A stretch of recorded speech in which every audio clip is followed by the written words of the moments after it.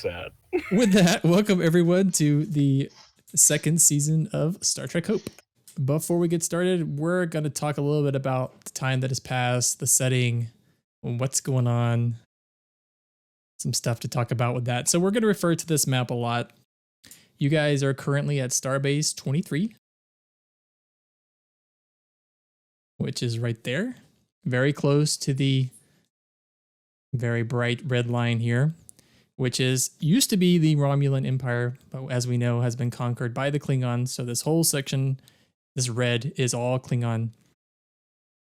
What happened last time was after the encounter with a Romulan vessel, some Federation ships crossed the border to try to assist you guys, and like all hell broke loose, started fighting with the Klingons, and now you are at a state of war. And we'll refer to this map in the story and then also at the end of each session, and we'll do that at the end of this one. What will happen is this map is going to change. Each of these counters will gain or lose points as the specific fronts are won or lost by each side. But yeah, this is where we're going to be. This is where we're going to be playing around. We'll be seeing this map a lot as you guys move around to do stuff. So where we will begin, our first scene of the day is a lovely intro screen. And as the scene opens, we see Starbase 23. It's actually, as far as Federation starbases go, it's pretty large. It's a circular station with several levels of docking facilities. At the bottom level is just like 6 different dry dock areas that would normally hold starships. There's only 2, which will cover what those 2 are doing. But all around the station are also shuttles moving back and forth. But as we zoom into one of the windows at the upper level of the saucer, and we move in even further into Commodore Zoll's office.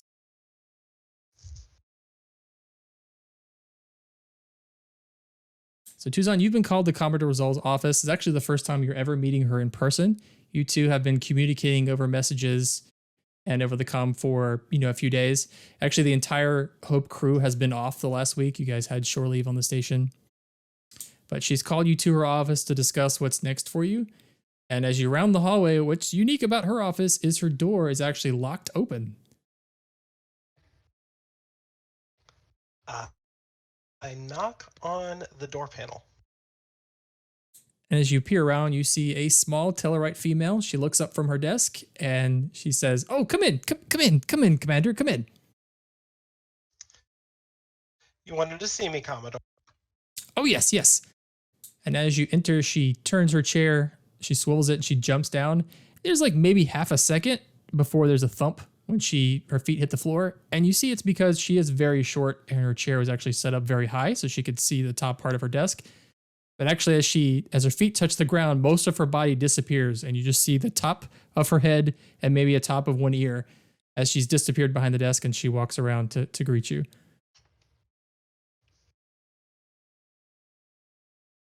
What can I do for you?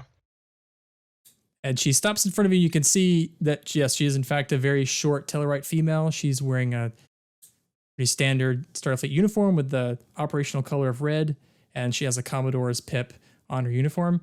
She stretches up a hand. It's up to you because she's so short. She grabs your hand and very enthusiastically shakes it. It's a pleasure to meet you, Commander. We've been talking a lot. It's great to meet you in person. The pleasure is all mine. It's been great being able to be back in Federation space after our long, tedious journey back from our mission. Yes, you had quite an ordeal. It's good to have you back among friends again. I believe the crew feels the exact same way. And she motions to the chair in front of her desk. Please take a seat. We have a lot to discuss.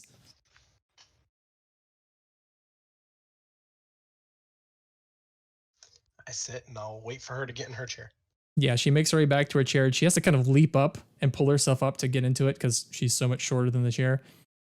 And as she pulls herself around, you can see that her desk is there are piles and piles of data pads.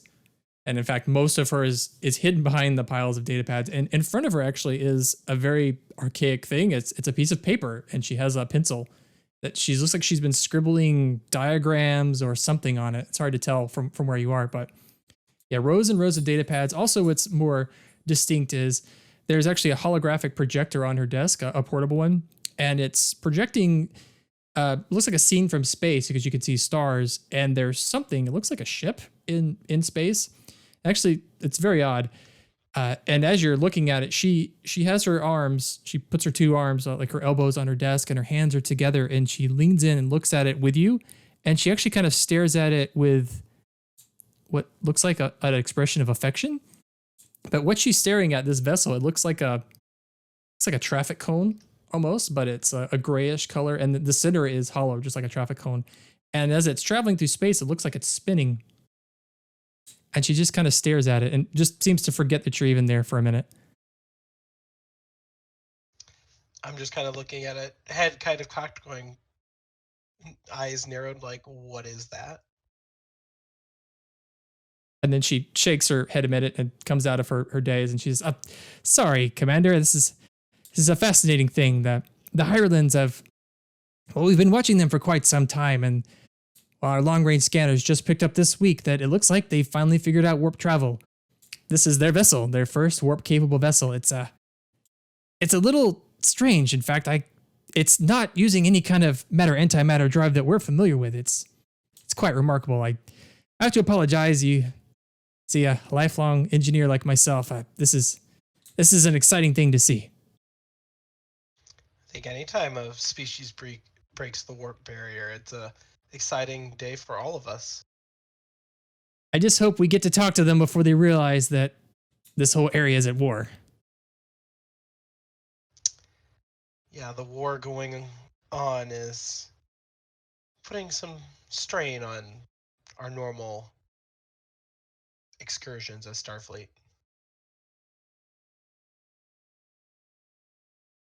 Well, Commander, why I called you here is I'm afraid shore leave is over. I need you out there immediately. I understand, Commodore. Is the Hope being fixed? Well, not exactly. You see, and she looks to one of the piles of pads on her desk, this is a list of problems in this sector. All of our available starships are all fighting the Klingons. And unfortunately, all the problems in this sector are still here. I need someone to go out and take care of all the problems while the other ships are away, making sure that we don't all speak Klingon. Yeah, can't say my Klingon's all that great. And while I appreciate Admiral Lavelle's enthusiasm, I have no desire to send a hospital ship into stressful situations, I should say, especially so close to the front lines. So, well, what I've decided to do is transfer the commission of the Hope to one of our other, let's say, older vessels that is a little more fitted for the kind of tasks you may have to deal with. I'll just raise an eyebrow. Oh? And she points out the window. And you can actually see from your window it's a large starship. It's actually perhaps a little bit smaller in length than the Old Hope, but it looks really like a bar of soap with nacelles on it, really. And she points and she says, there it is. What is it? Well, it's a Typhon class. It's a class of ship I like to say that Starfleet designed as a solution looking for a problem, if you will. Back in the Dominion War, while Starfleet was having a lot of trouble with the smaller Jimitar attack vessels, our starships just weren't able to keep up. So the Typhon class was designed as a carrier vessel to bring smaller ships to combat. Of course, that war ended. Jem'Hadar are no longer a threat, so we had a few of these vessels. Their construction was underway and immediately were stopped because they just didn't make sense anymore. But in our case, I think it'll work because this vessel can actually field a bunch of smaller vessels to to help you, support you, to be in more than one place at one time if you need to be. Also, we've gutted out half of the vessel's storage and replaced it with the medical facilities from the Old Hope, which leads me to my next point. Unfortunately, the Old Hope, the Olympic class Hope, I've given the order to disassemble her for the most part and reconstitute her parts to the missing parts on the New Hope. It's a whole bunch of you don't have to worry about, but it's my way of getting you a much tougher ship operational in not even a quarter of the time. And giving us Starship to take care of the other problems. Indeed. But she can still perform her functions as a humanitarian vessel. She will just have, resources to back you up, technically, I should say, if you need them. Which, being this close to the front line, that's always a possibility. Now, having said that, of course, on the Hope, you were able to take out a Romulan warbird by yourself, so I don't know that you necessarily need a stronger vessel, but if you require one, you'll have it. There were a lot of touch and go moments on the Hope. I think us being able to take out a Romulan ship was just as much a act of faith as it was 8's firing. Indeed. And she looks around on her desk and she grabs a pad and she hands it to you. Here are the new crew assignments. We were able to keep most of your staff from the Hope. Of course, some crew members were transferred away, particularly some of your more experienced medical staff that it just didn't make sense to have so many highly experienced doctors on one ship. And she's looking at you very closely when you take the pad. I take it and kind of scroll through it. It's understandable that a lot of our more experienced doctors would be reassigned. Dr. Bateman, who took over for me as Chief Medical Officer, definitely makes sense to have her more here fielding the injured coming in. Yes, indeed. And there are several. And she says, and you might be happy to know I was able to get Lieutenant Commander, is his name TM? Pronounce that for me, please. Yeah, Jairus TM. Cool. I was able to get Lieutenant Commander TM transferred to your vessel, although it was quite an unusual situation because they were due for a promotion, in fact, to also the first officer position on the USS Bradbury. However, they rejected that promotion in order to be your chief of security. Highly unusual. Jairus is an old friend of mine that we met in the academy, and unfortunately we're never able to serve together. I had sent him a message when the rumor mill started going around that we were going to get a ship, and I asked him to. And she's looking at you very closely. Indeed. Well, if there's not anything else I need to know about that relationship, Commander.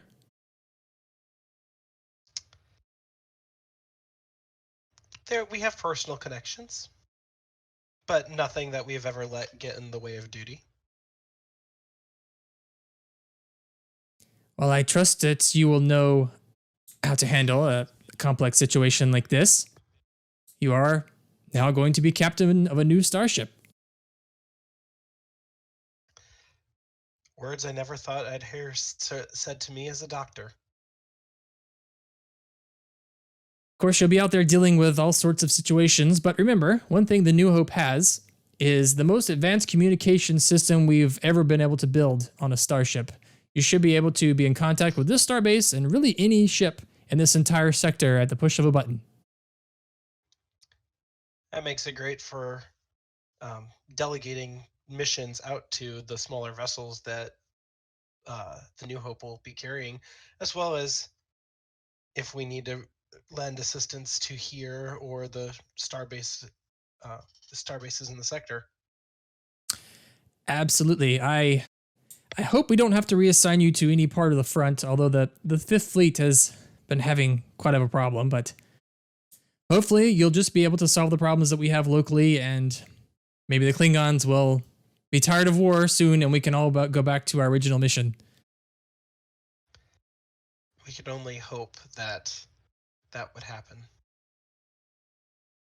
Well, Commander, I'll let you get to it. You have a lot on your plate. I believe most of your crew, some have already taken the end of their leave and gone to work on the new vessel. Some are also scattered around the starbase, including your first officer, who I believe can most likely be found at the Red Nova. I think that must be my next visit then, Commodore. And she gives Is you there a big anything else you smile. need from me? No, Commander, that is it. And remember, if you ever need anything, I'm just one call away. Well, thank you very much, Commodore. And I'll stand and extend my hand for a handshake. And she goes to extend her hand, but her hand can't actually reach over the desk. So she, again, hops down from her chair and walks over to you to shake your hand. All right, Commodore. Good luck here, and we'll try to take care of some of those presented problems. Thank you, Commander, and good luck. Same to you. And I will take my leave. And our next scene, we're actually going to transfer to the New Hope. The New Hope's CIC. So the CIC of the Hope is actually in the center of the ship. The idea being that, unlike the bridge, which is at the top of the ship, the CIC, which is a much more vital part, is much more defensible. But from here is where the Hope will coordinate all of its support ships and also how it can communicate with all of the other vessels in the sector. This is where all of this would happen. But Montgomery, I believe you said that you've been doing some work here. Is that true? Yes, I've been making sure that the crafts we have are split up into smaller groups, particularly 2 groups for the Valkyrie and 2 groups for the Valor class. And in fact, those 2 squadrons, the 2 larger squadrons that have not been broken up yet, are on their way to the Hope. They're scheduled to arrive, within a few minutes. As you're preparing, monitoring the progress, you notice a officer walks into the CIC. He's the only one here. The CIC hasn't been staffed yet, and he's just sort of walking around looking. But what catches your eye immediately is that he's a Romulan. In fact, he's an older Romulan male. He has bright white hair, and he has a lot of wrinkles on his face, or he looks like he's older, but also lots of facial scars, like he's, healed from some scratches on his face, perhaps, but not used the dermal regenerator, which would have removed them. He's kept the scarring. But he is wearing a Starfleet uniform. It's got the security gold operation designation on it. And he's just sort of walking around looking. He hasn't noticed you yet.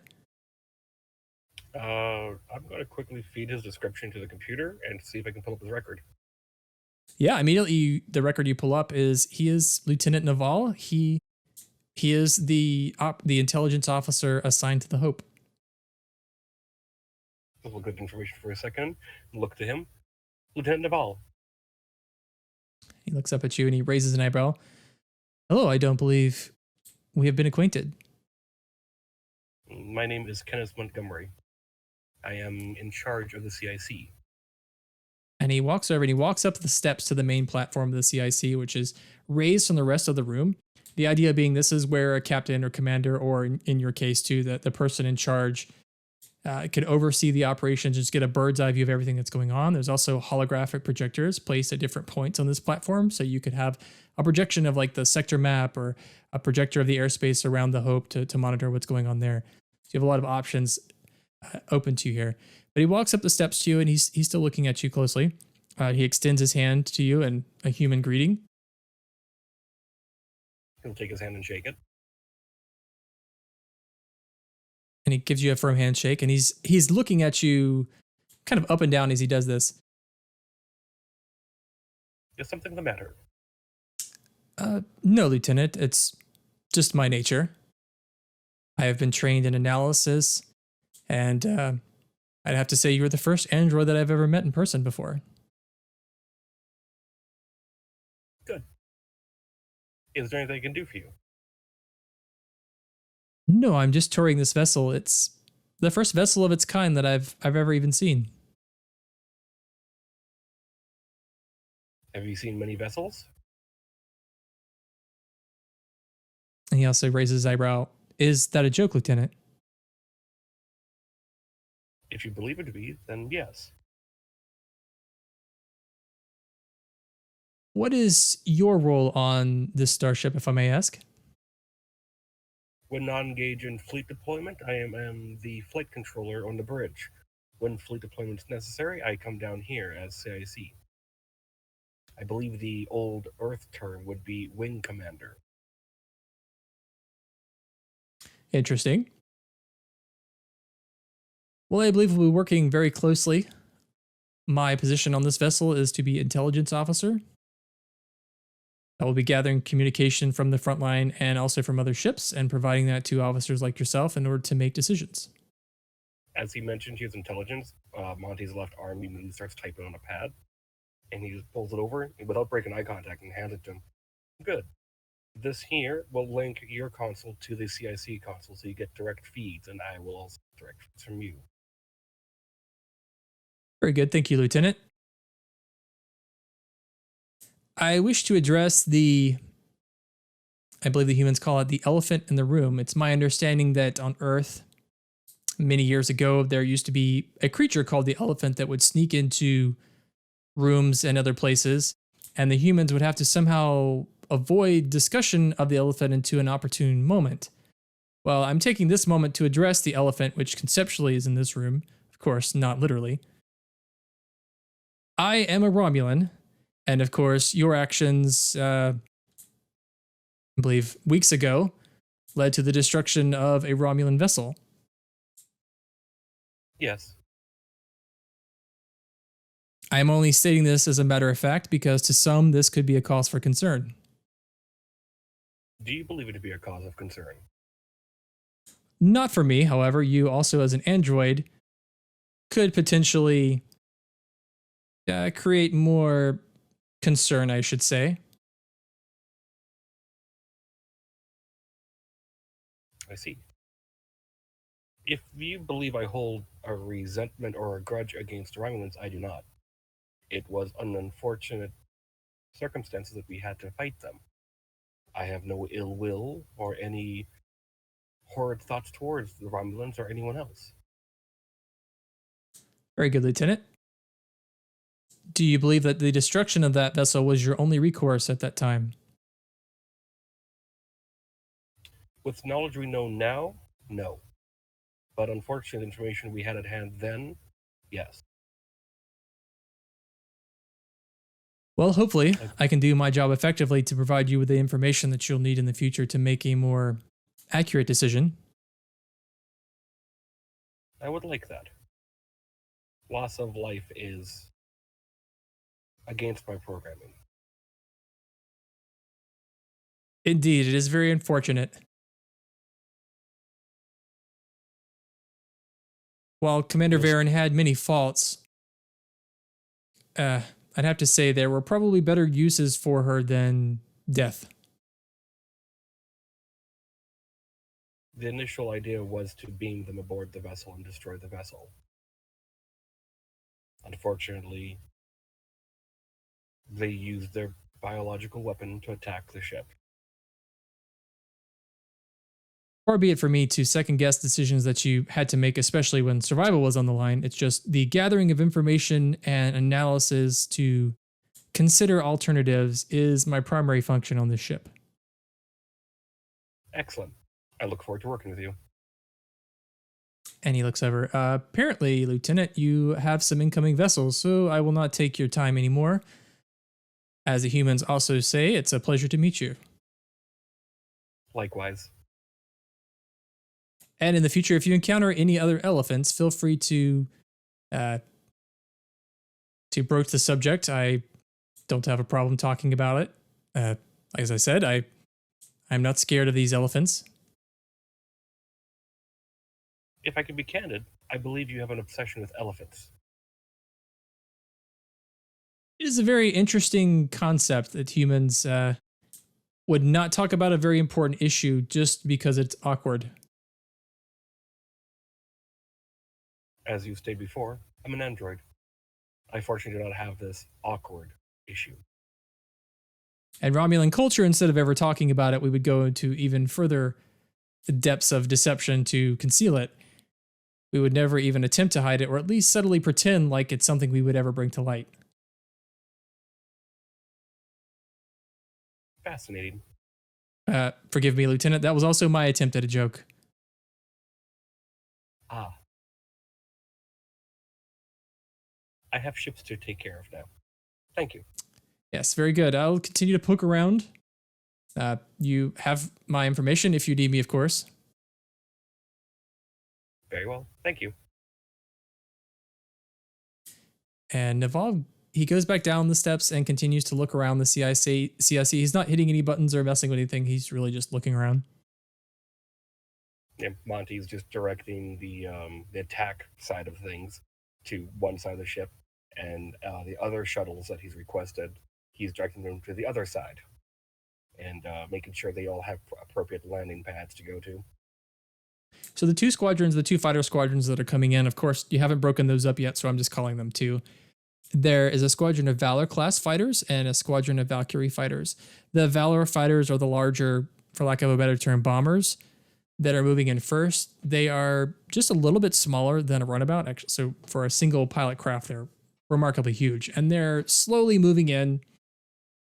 And the Valkyrie fighters are still pretty far back. I'm going to send out a transmission to both the Valkyrie and the Valor class ships coming in, and it's just going to be to them completely. This is Lieutenant Montgomery. Would your squadron leader please meet me at the CIC at 1300 hours? And you get acknowledgement, but what you're noticing is that as the Valor class fighters are landing, they're moving very slow, actually ponderously slow. That's just the nature of those vessels. And as they're landing, the tractor beam is, the ship's tractor beam is grabbing them and then pushing them into their docking maneuvers and landing them. But after that's happened, that only takes a minute or so. The Valkyrie fighters start to land, but they avoid the tractor beam system entirely and they land manually. And in fact, several of them come in very, very fast and break very suddenly into the landing bay. It is a breach of protocol. Actually, especially with more vessels in the hangar, they're supposed to be tractored in, but several of these fighters are avoiding that and just landing themselves. All the vessels that did that maneuver, I want their IDs logged and put onto a pad. It's the majority of, they have designated themselves as Hammer Squadron, the Valkyrie Squadron. All right, yeah, definitely want all of the ones who breached protocol. I'm going to put all their names onto a pad. Okay. And yeah, I'm just going to wait for them to, get in line there. I am going to call down to the wing side of the bay just to make sure that everything's fine and have maintenance immediately started on all of those vessels. Yeah, and the Valkyrie fighters, as they've landed manually, they haven't caused any problems. Like there were no collisions or any damage to the ships. They just didn't follow procedure, and they came in a little recklessly. Okay.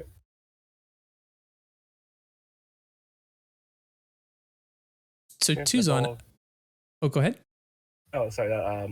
Yeah, that's all I got there for now. Because I think this is like the first few days of us being on the ship. Yeah, unless there's anything else you would want to cover. Yeah, just until when I can meet the two leaders.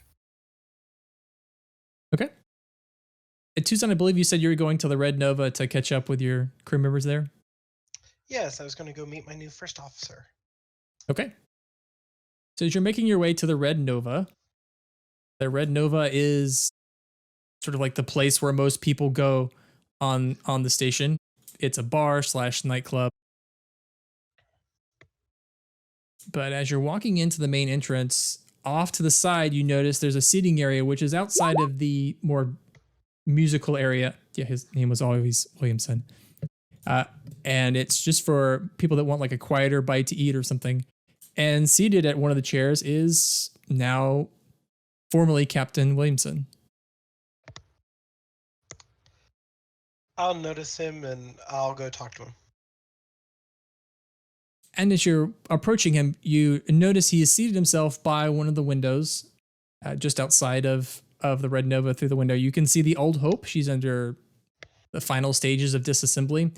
They've taken her apart pretty much down to the space frame, unfortunately, and removed most of her internal components. It's doubtful that she's ever going to fly again. But Williamson does not even notice you as you approach. You notice he's out of uniform. He's in civilian dress, and he has a cane next to him. You know that his recovery from his injury was not very pleasant. He's actually had quite a difficult time recovering. I'll just walk up next to him and go, looking at her final moments, Captain. And he jolts as you approach because he didn't even hear you coming. Oh, Tuzon, I should say, Captain. And he starts to rise, but he stops himself and starts looking for his cane. Well, it's still officially commander, but I get to be in charge of a ship. And after trying to stand up for a moment, he just gives up and he motions, do you have time to take a seat, Commander? Absolutely. And I'll sit across from him.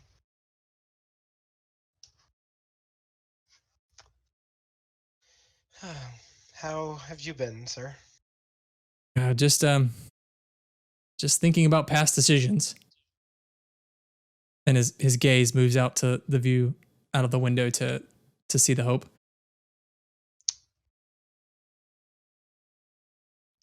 I don't think it's good to dwell on the past, but to rather put our best foot forward for the future.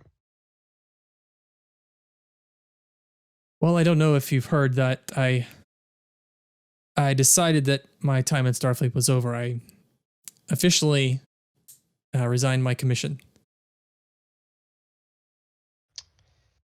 It had made it around the rumor mill, especially among the Hope crew, that you had decided to retire early. It seemed like it was my time after shooting first and destroying a Romulan ship full of rebels that were trying to save their home, and considering everything else that happened with Lovely and Isha, I just woke up in the morning and I questioned what I was doing in the uniform anymore. Well, to be fair, sir, I also assisted in the final call to destroy the Romulan ship. It was not an easy call, but at that moment, we were not presented with any other options. And I think you'll come to find out, Commander, despite the suggestions and despite the circumstances, as the captain, it's your decision, and you have to live with it. Oh yes, that's something I'm going to have to realize, although being in charge of a med bay isn't too far different than being in charge of a ship. Indeed, which is why I pushed your reassignment to the Commodore as much as I could. I think you're going to do just fine on this new ship. It's going to be an interesting ride.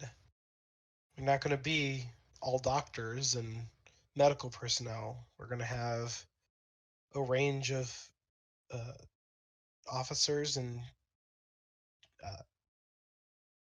all there trying to make their name known, but also knowing that they're not at the front lines in the war, but rather doing the errands, for lack of a better term of putting it, for the Admiralty.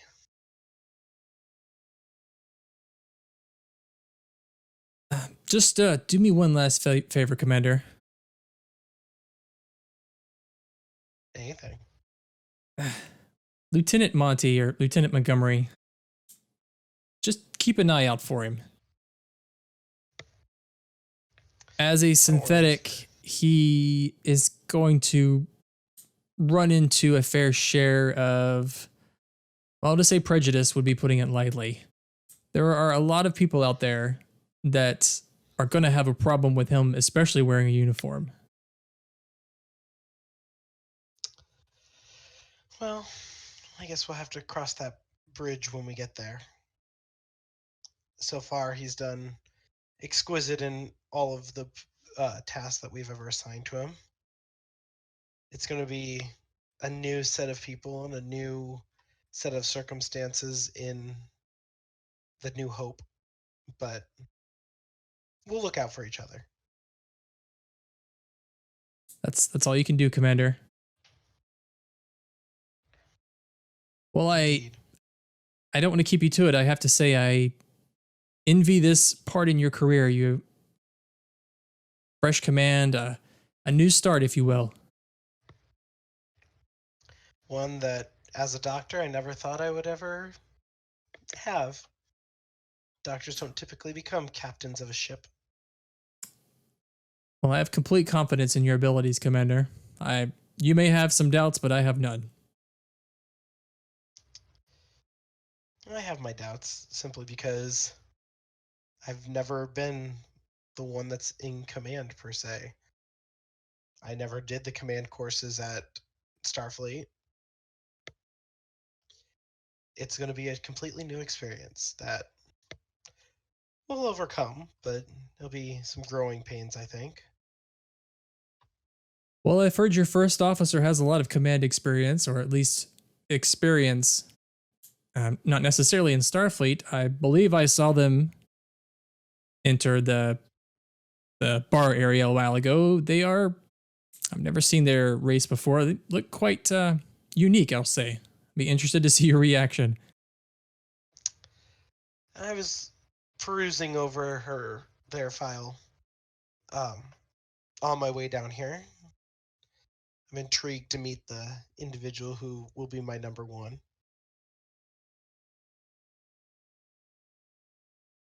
So, sir, what are your plans? You gonna stay here and do what you can, or are you gonna flee to the far reaches of the Federation space and hope the Klingons don't make it that far? No, nothing that exciting. I've actually thought about finding a quiet place on Regulus 3 and just seeing if I can find something to do with myself. Well, take it easy, and don't be afraid to write. Thank you, Commander, but I think you'll have a lot on your plate. At least much more important things to worry about than this old man. An individual is just as important as an entire crew, because an individual can make or break an entire crew. That is something that we both know. Well, sir, I better go find my first officer.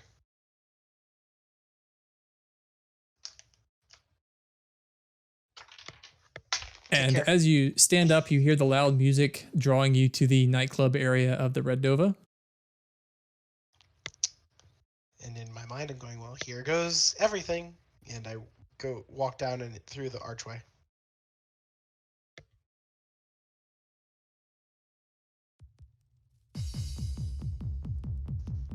There you go, ELH. I got the music. Nice. But the Red Nova, the main area inside, there are all sorts of people dancing. Some people at the bar area, some people at the tango tables, which is where the scene moves into. All sorts of beings from everywhere, not just humans. The lights are set to dim enough to where they can be complementary to everyone. There's not enough illumination to see anyone's faults or how inebriated they are. And in fact, we move into one of the tango tables where there are three individuals. One is a human male. He's got the yellow operations color on his uniform. He's got the rank pips of lieutenant. It is Lieutenant Chatham. He's the foreman of construction operations at the starbase. Across from him is Vorp, a Lorian civilian who, like most Lorians, is pretty much expressionless. His tiny eyes are looking back and forth at the tango table. And seated between them is Lieutenant Commander Sophanth. ELH, if you could describe Sophanth to us, please. Sure. So Sophanth, from all appearances to anyone approaching the table due to the dim lighting, looks like a human female She has very stark white hair. Maybe it comes about down to mid-back length. But it's kept very prim, very proper. It's not like wild. It is Starfleet regulation sort of cut. She also has very, shall we say, bright yellow eyes. Not augmented or anything. They're just very vibrant. But as one would approach the table, one would notice that Sophont isn't actually seated at the table. And there's a reason for that. That reason being that their lower half is actually similar to that of a Earth horse. They are what is known as a Kentaros, a species that, due to their biology, isn't necessarily seen on very many Starfleet deployments. Probably because, for example, that CIC, those stairs, yeah, that would be a problem. But Sophont actually isn't in uniform. She is in civilian clothes and is currently taking her turn at the Tonga wheel.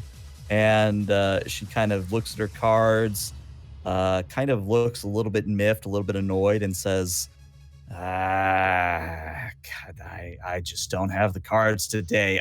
Evade. And she spins the table.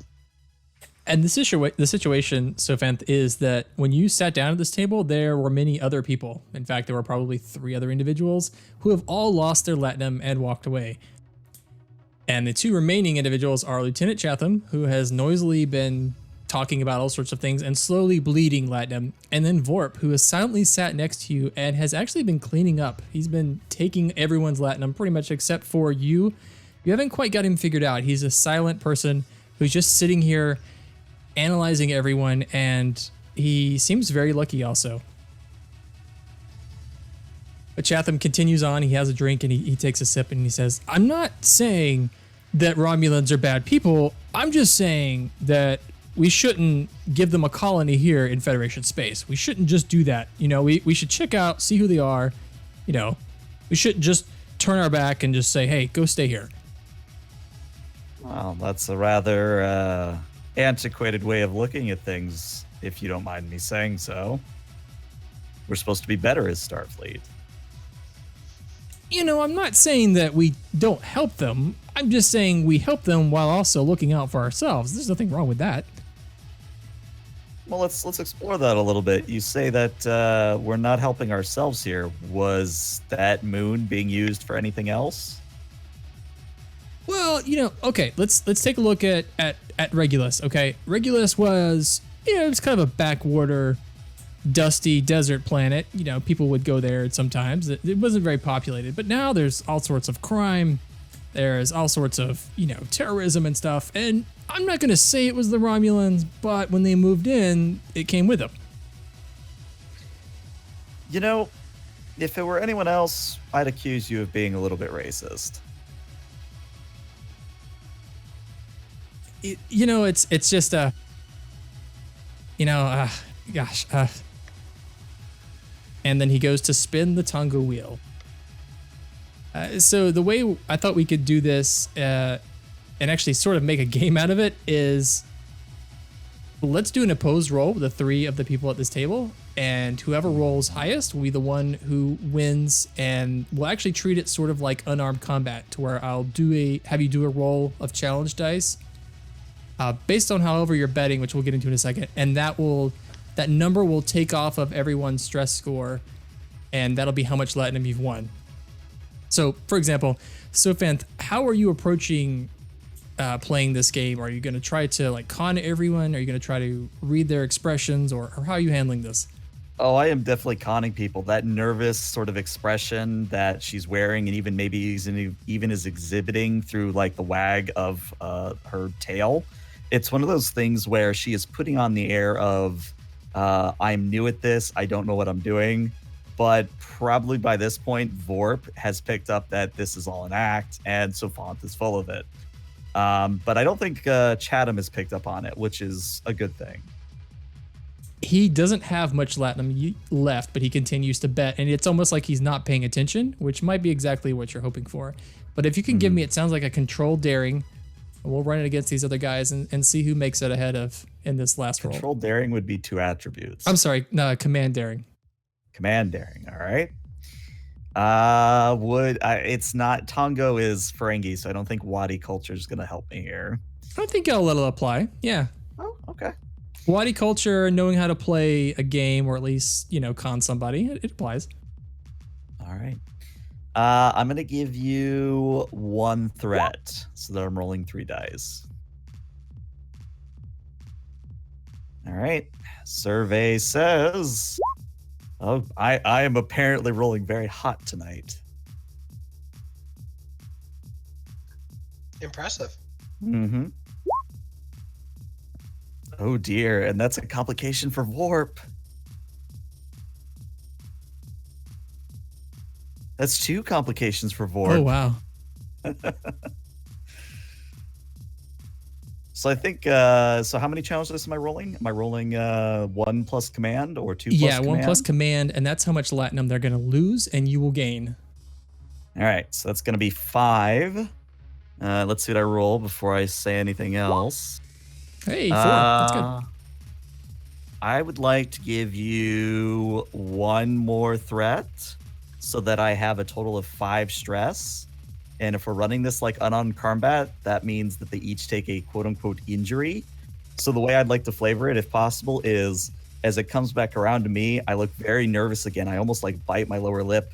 And then in a sudden shift of emotion, I look extremely confident, extremely in control, lay down my cards and say, total monopoly.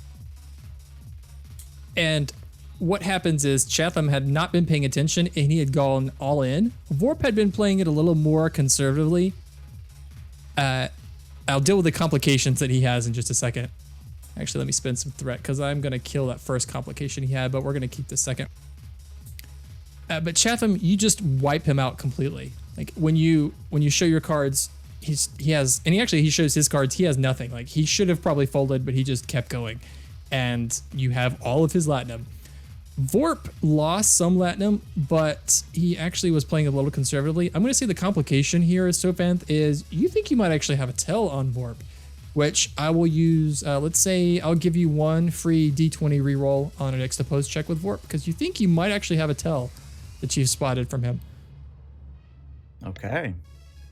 But before we do that, again, you see walking in Sophanth into the bar. It's like they were probably at one of the higher levels where like some people are actually eating, is Dr. Delix. Dr. Delix, if you could describe yourself for us, please.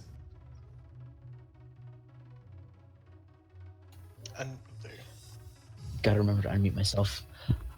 Alrighty, Dr. Delix is a Denobulan. He's average human height, brown hair, comb over haircut, light gray eyes. He just kind of walks in and looks around. This isn't usually something that he would find himself doing, but he's kind of trying to branch out a little bit, meet some people. He's normally kind of a loner. And Delix, as you make your way to the bar area, you hear a commotion at the Tongo table, and you see Lieutenant Chatham. He kind of jumps up and huffs and puffs. But then as you make your way to the bar, a holographic image appears. It is, the EMH, the older model EMH. He appears, and he walks up to the bar, and he looks at you, and he says, "Please state the nature of the beverage emergency, please." I'll just take water or the equivalent thereof. He looks at you and rolls his eyes. Alcohol drinker. Of course you will. My amazing program has been brought down here to serve you a glass of water.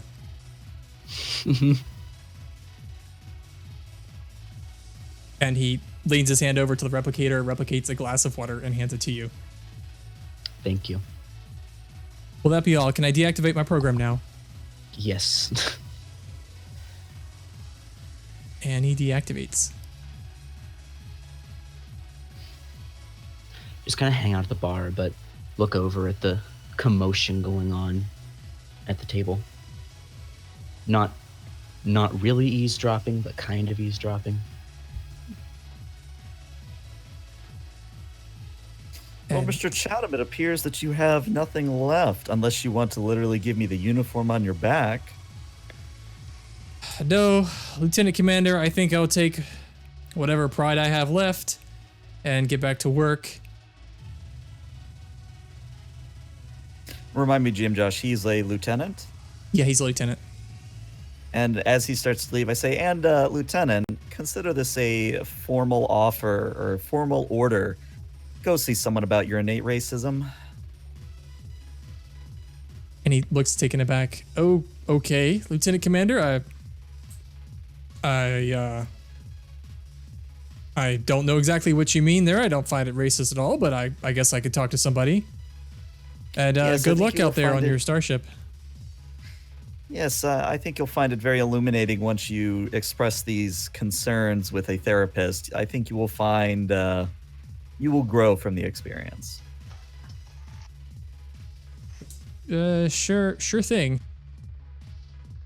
And as he stands and goes to walk away, at the same time as he's walking out, Tuzon, you walk in, also near the bar area. Tuzon, you see Delix sitting at the bar by himself, and then also in the corner on the Tongo table are Sophanth and Vorp. I'm going to walk over to the bar and take the next bar stool next to Delix. And as you go to sit at the bar, the program appears again. Please state the nature of the beverage emergency, please. Wow. I'm surprised that they've reorganized your program to this. I always enjoyed having the EMH as a backup. Indeed. The entire repository of Starfleet medical information and some engineers on this station thought a better use would be to make me into a bartender. That's rather inappropriate if you ask me. That's coming from a doctor. I agree.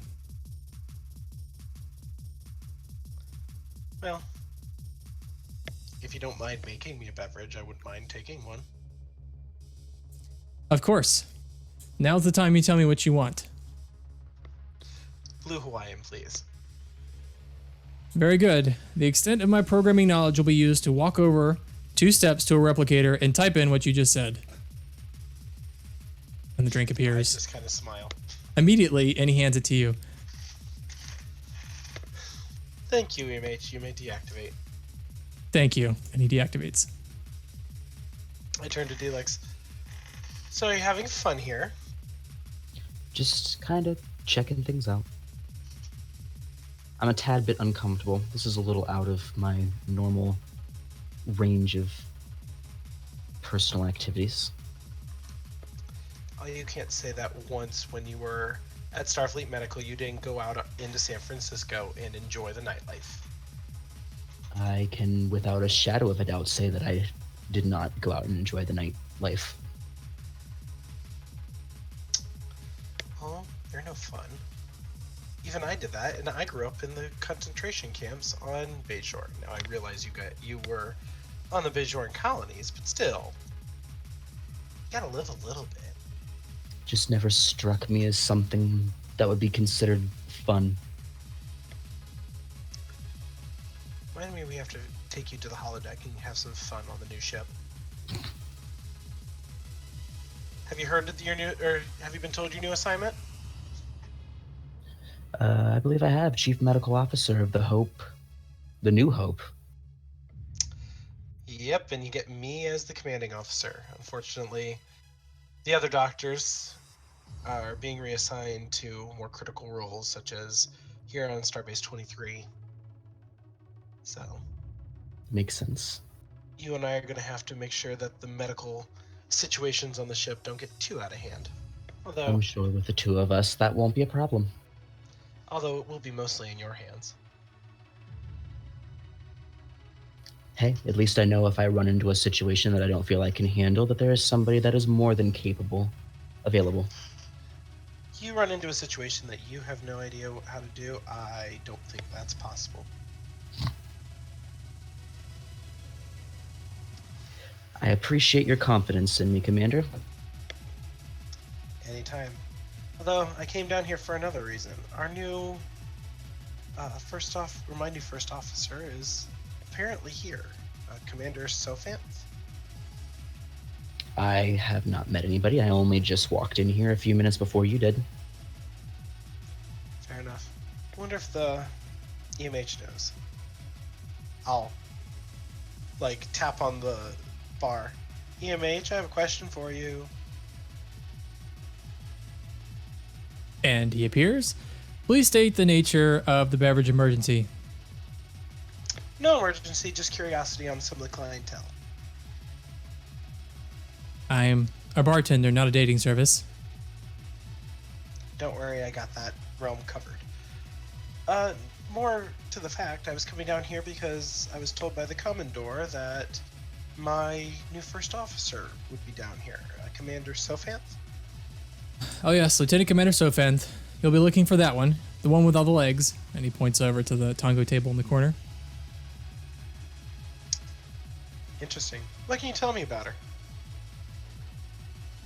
She likes to order beverages. I just give the really look. You're an emergency medical hologram with all the database of all the medical fields in the Federation, and all you say is she orders a lot of drinks. Well, sometimes she orders more than one. I thought the EMH was supposed to be good at observations and finding these details. I guess my thoughts were misleading on the EMH. It's possible they added me to this location because of my fantastic bedside manner. Fair enough. That will be all. And he deactivates. I just turned to Delix. Well, I guess I gotta go play some Tango. And I grab my drink and walk over to the Tango tables. I'll wave as he walks away. Good luck. Tuzon, as you arrive at the Tango table, apparently Sophanth and Vorp were just finishing a conversation, but as with all Lorians, we never hear Vorp speak. He's just nodding to Sophanth. I'll walk up and go, is this seat taken? And sit down. Well, it is now. What's the game we're playing? Tango, buy-in is 50. Ugh, so high. Oh, all right. I'll hand over 50 credits. Okay. So, judging by your uniform, you are Commander Tuzon. Depends on who's asking. Well, unless I'm mistaking you for another Tuzon, it appears that you are my commanding officer. Or will be, anyway. Indeed, you must be Lieutenant Commander Sophanth. That would be me, yes. But, as a fair warning, sir, I'm out of uniform. So, when I clean up you at the Tango table, no hard feelings. You act like you've already won. Oh, because I have. Only time will tell. I like it. Let's start with, and I spin the wheel. Let's start with acquire. And Vorp is looking back and forth, giving you each side eye, back and forth, and he raises the drink he has. He has this huge drink. It looks very tropical. It's like a bright orange with all sorts of, it's got maybe 5 umbrellas, like umbrellas on top of umbrellas. It's just that sort of ridiculous style drink. And then a straw, and he just raises it and drinks out of the straw and continues to look at you both.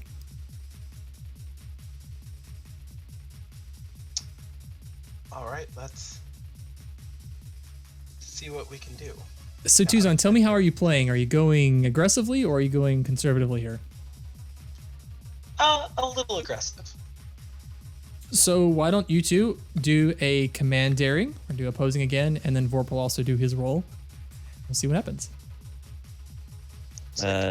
Gentleman's agreement that we will only spend 1 threat or 1 momentum.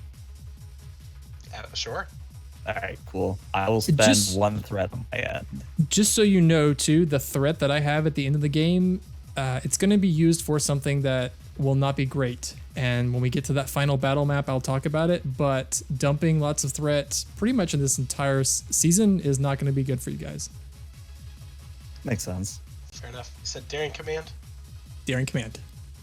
And Vorp is going to pick up an extra dice.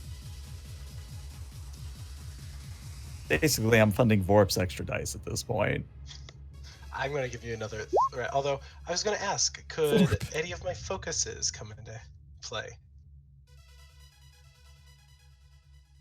Let me take a look at your new focuses here. 1 second. Vorp rolled nothing. He got one. He got an extra one with his extra dice. You know, diplomacy, if you were playing a little conservatively, I would let diplomacy apply. But I think since you're going Not gonna aggressively, even it's let improvised procedure work? tell me how. Well, this isn't exactly the normal way that a commanding officer meets his first officer. Okay, sure. Let it apply. But so, Feth, you said you were giving me a threat? Yep, 1 threat for the 3rd die. I'm doing the same. Okay. Ooh, that's going to be hard to beat. Let's see what happens. Well, I got a 3, but I do have the reroll. You do. So let's go ahead and reroll that. That doesn't get me anything. All right, Tuzon. So if you can roll your command +1 challenge dice, please, to see what you're taking away from everyone. Oh, that is a very good roll. So Vorp and Sophanth, you lose 4. So Sophanth, we're just going to take it off your stress for simplicity's sake. Mm-hmm. You were saying, Lieutenant Commander. Seems you do know how to play Tongo. It wasn't in your file. I'm Bajoran. I grew up in the Cardassian camps. They play Tongo in the Cardassian camps? We had Ferengi everywhere. Makes a little bit more sense. I will evade this round, and I spin the wheel. And Vorp looks at the two of you, and he looks a little sad as he does it, but he pushes the pile of latinum towards you, Tuzon, the pile that you just won. And a little tear comes out of his right eye as he does it. I just look at him and shake my head no. Like, just keep it.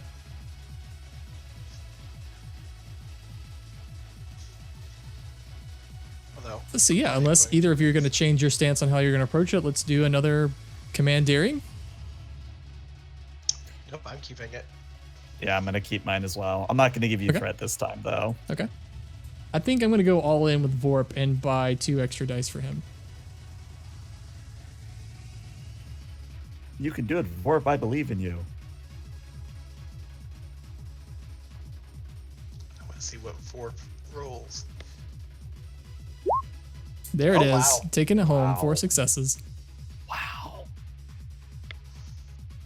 Oh wait, no, that's 5. So yeah, because I got a 3. That's 5.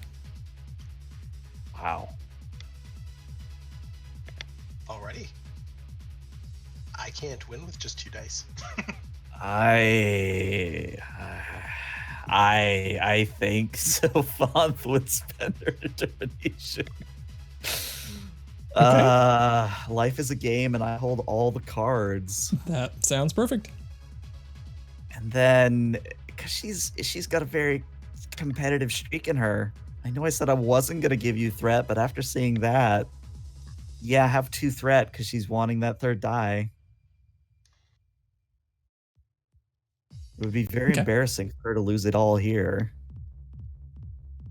All right, survey says, holy Holy crap, crap. that is 7 successes. So the way it plays out is, Tuzon, you lower your hand, and it's. Oh, Tuzon, have you rolled yet? No, I haven't rolled yet. Roll. Go for it. I thought the 0 was okay. Yeah. You need to roll, No. please. All right. Let's see. I'm going to give you 3 threat for 2 extra dice. Oh, geez. Remember when Jim just said, hey, don't give me threat? Well, with Look. 6 successes, that is very impressive. But I don't have bold command. I have cautious command, so I cannot reroll that 0. So the way that goes, as you guys are vying back and forth, Vorp, shows his hand. He's very happy. He's kind of looking, as a Lorian, maybe his frown turns up just a slight amount. He's happy with his cards. And then Tuzon, you lower your cards, and that smile drops, and he visibly kind of looks very fallen. And then Sophanth, you show your cards, and he looks fallen even further. Sorry, gentlemen. It appears I have a full consortium. Well played. I think you'll find that there's a reason I am lauded among the Wadi. Noted. I'm going to have to use some of that knowledge when we go out and take care of the business that cannot be attended to. So do you still want me to roll the challenge dice, Josh, or? Between you and Tuzon, yeah, let's see. Let's see if you clean out Tuzon. Yeah. Yeah, no. Yeah, that's gonna take Vorp out. So Vorp unfortunately went all in, and he slides his pile of latinum over to you, Sophanth, again has another tear a small tear that rolls out of his eyes. Next time, Vorp. Next time. At Tuzon, you can either give me threats. Yeah, you'd have to give me threat to stay in, or because there's 5 challenge dice, that would give you in normal combat an injury, which would take you out. Can I give you a threat to reroll the 3-0? Unfortunately, you're not rolling challenge dice. Challenge dice is only for the winner, and the opposed check you would have had to have gotten more successes than Sophanth to win. Oh. In the opposed Yeah. check, I'd say, okay, you could actually, since I'm copying melee combat, you could give me your determination to keep the injury. But I will say, if you get another injury in this case, not only will you have lost your latinum, you'll actually owe Sophanth latinum. I'll take the injury. Okay, so use your determination. Yeah. Okay, so if you use your determination, we'll keep playing. It's just if you get another injury, you'll owe Sophanth more money. If you take the injury and you don't use your determination, you're out. You've given her all of your money. I'll use my determination of I must be strong for my crew. Okay. So at this point, Sophanth, Tuzon has basically pushed in all of his latinum to you, and Tuzon, you can tell me what you're gambling as collateral here, because you're out of money. Ooh. We'll just say I have property back on Bejor that I'm willing to put on the line. Keep your property. I'm not interested in that. What I am interested in, sir, is I want the exclusive rights to hold senior staff Saturday brunches. I don't see that as a bad thing. Wait till you see how much food I cook. Again, I don't see that as a bad thing. Then if you're not willing to take that, then I want to say about whether or not we're 3 shifts or 4 shifts. Deal. And then so technically I think because I had 7 successes, I do have the 1 momentum. Oh, that's true, you do. So I'm gonna spend the 1 momentum I got for that 3rd die.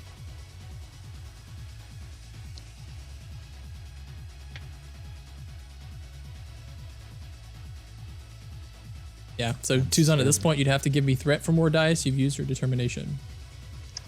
Yeah, I'll give you a threat for the 3rd die. GM Justice like, why do I have all this threat? They keep throwing it at me. I promise all this threat's going to be bad for you guys at the end. Oh, there it is. Yeah, you got it. So, Sophanth, the complication, would you like to keep it, or do you want to buy it away? I'll keep it. Okay.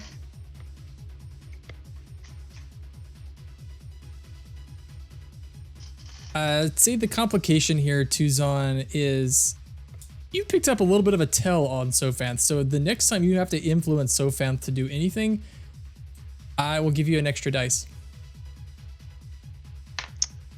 Alrighty. So I look at my cards and go, let's raise it all in. Bold move. I can be bold. Just because I was a doctor before I'm now a commander of a starship doesn't mean I can't be bold. Tuzon, if you can roll your command +1 challenge dice, we'll see how much money you've just taken off of Soventh. Ooh. So again, Soventh, you have a choice. You can give me threat to stay in the game, or you have been cleaned out. Would it have been cleaned out because he was betting collateral? Collateral in place of Latinum, he still won. So, and this is a little conceptual too. I'm saying the 6 challenge dice would give you an injury, so conceptually that would have taken all your money because you get an injury. Or, I'm sorry, alternately, you can give me 2 threat to avoid an injury just like usual. Mm-hmm. I think I'm going to avoid the injury, but Sofant is, with her remaining Latin, I'm going to say, I know when to fold. I think that's where I'm going to end tonight's little game. Well, good to get to know you, Lieutenant Commander. Look forward to serving with you. Yes, next time we meet, I will be in uniform and much more formal, and I give you a very warm smile. Look forward to it. The ship should be coming into dry dock and being able to start loading everything in here shortly. Very good. I will go see to it that it is to your liking when you arrive. And Savant sort of scoops all the Latinum strips into a bag, puts it on her belt, actually stands up to her full height of about 7.5 feet, and trots along out to a transporter pad. Because she has to get onto that ship. I look over to Vorp. Does she do this to you much? And he just shrugs and goes back to his drink. Fair enough. I'm gonna walk back over to Delix.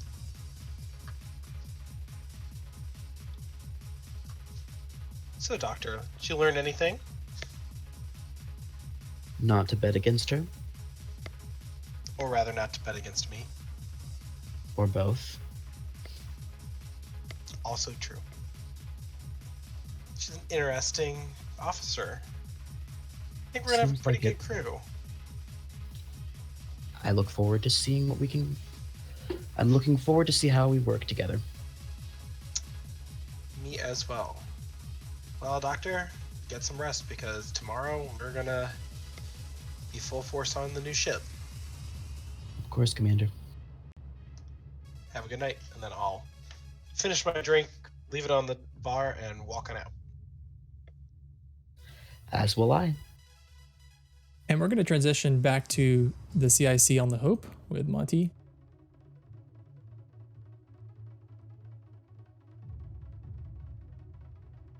So Montgomery, some time has passed after the vessels have landed, and walking in to the CIC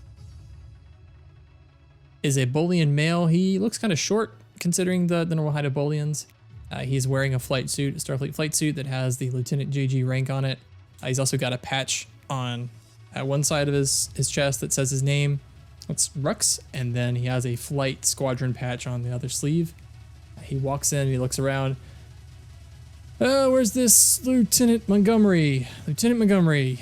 And then he spots the two of you, Naval, who's off in the corner. And then also you, Montgomery, on the platform. He walks down and he says, okay, kind of a shady looking place. Which one of you is Lieutenant Montgomery? That would be me. And we should probably stop the music. There is no music in the CIC. But he walks over and he extends his hand. He says, Lieutenant JG Rux, you can call me Rox. I'll take his hand and shake it. Pleasure to meet you. I assumed that there was 2 squadron leaders, one for the Valkyrie and one for the Valor. Oh yeah, Banshee. She's making her way up here. If you don't mind me asking, what species are you? What do you believe I'm to be? Well, I know we just met, but if you don't mind me saying, you look kind of like a sickly human.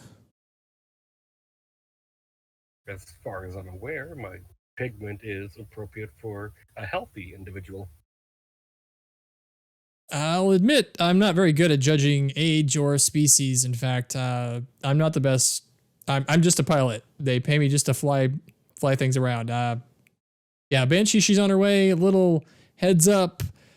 There's a reason her call sign is Banshee. Very well. Well then, we will start this meeting once she has arrived. Yeah, but working. my name's call sign's Rox. Been the CEO of Raid Eagle Squadron for I guess 2 years now. I heard that you have a new organization chart for how you'd like to split up the squadrons. Is that right? Yes. Once Banshee's here, we will go over the information. Okay. Yeah, just to let you know, she likes to do things her way. I found that, I mean, she's a hell of a pilot. And the best thing to do is really just, honestly, get out of her way and let her do her job. I found that trying to force her to do it your way is just an exercise in futility.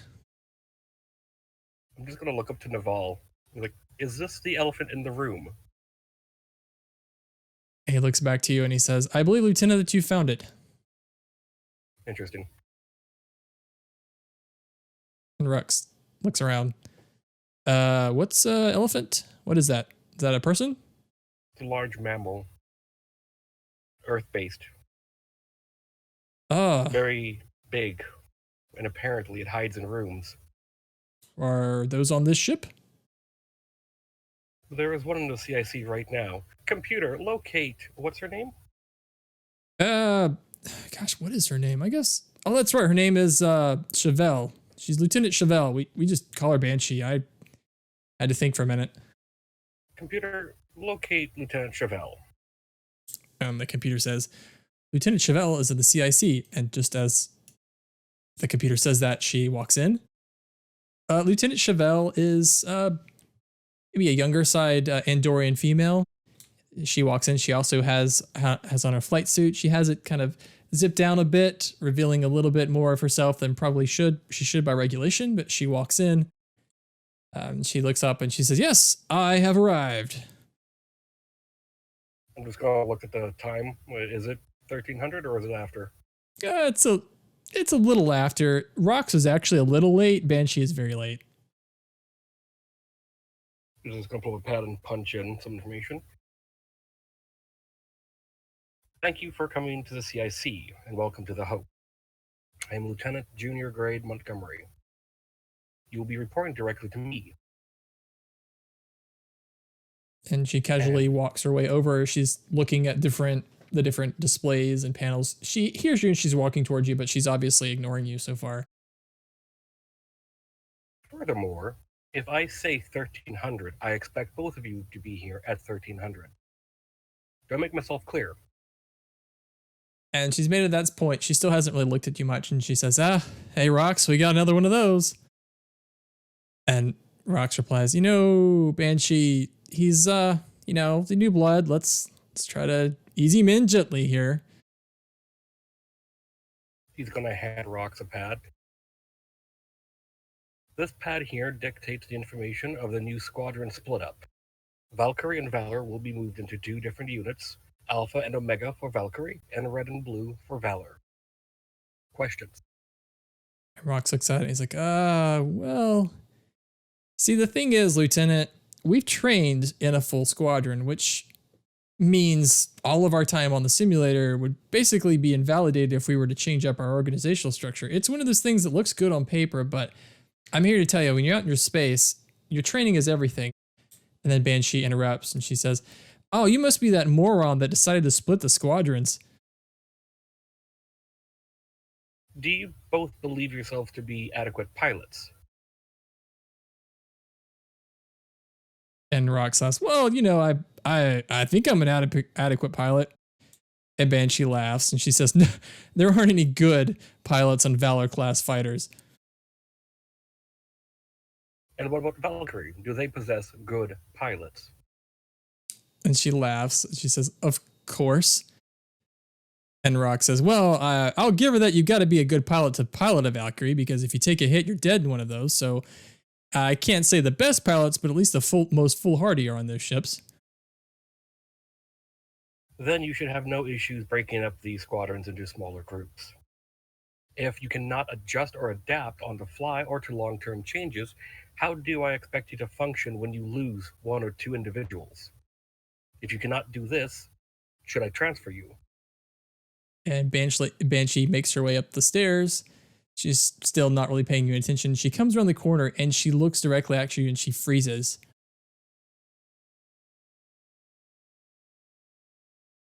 And she says, security to CIC immediately.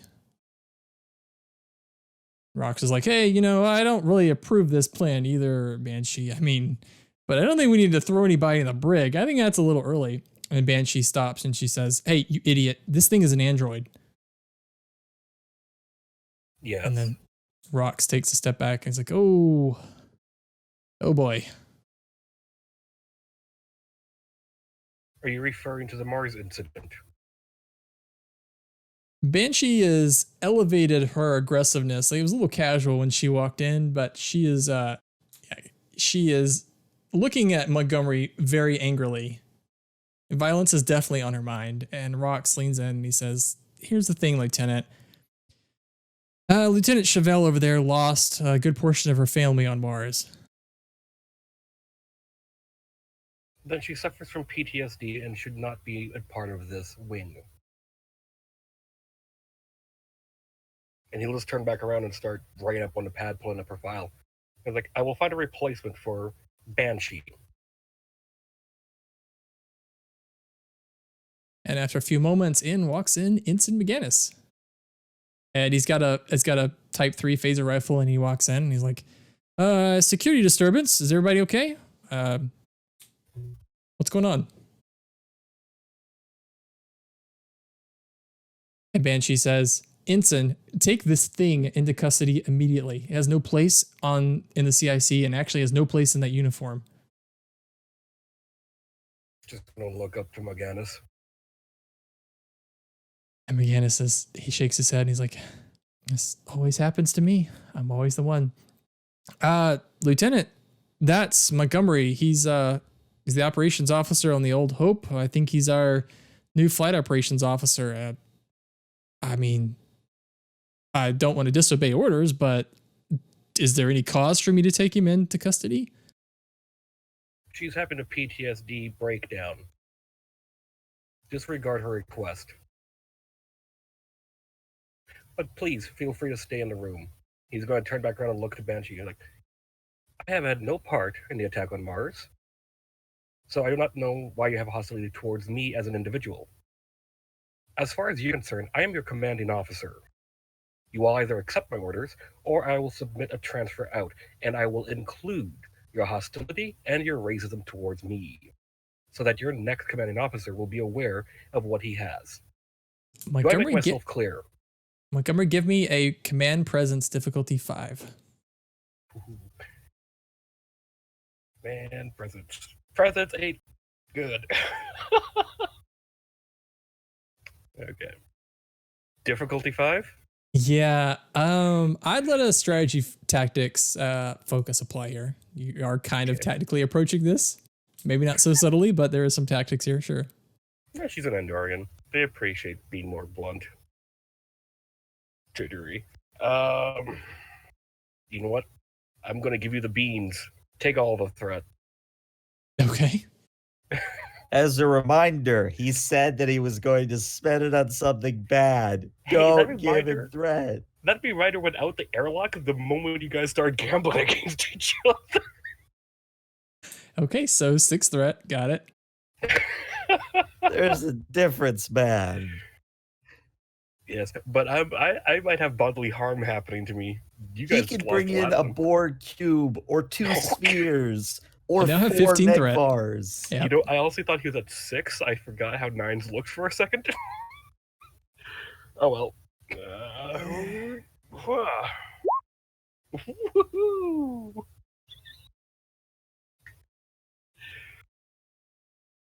She does not back down. And what she says is, Okay, you know what? You can stand here. I'm going straight to the captain. And as she walks Very by well. McGinnis, she says, I don't care what you think you know about that thing. You keep your eyes on it. That is a direct order from me. And she walks off.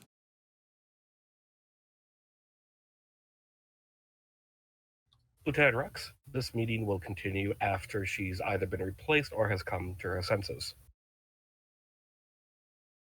And Roxy kind of shakes his head and he says to you, so, Lieutenant, if I could give you a word of advice, You do not have permission to speak freely.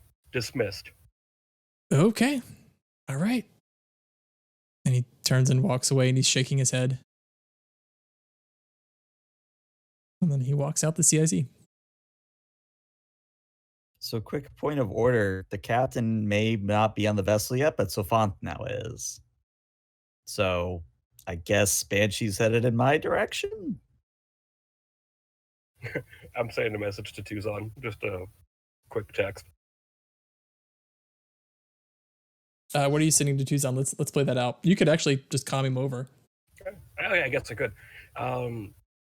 Lieutenant Montgomery to Captain Tuzon. I have my comm badge. It's still Commander, but what can I do for you?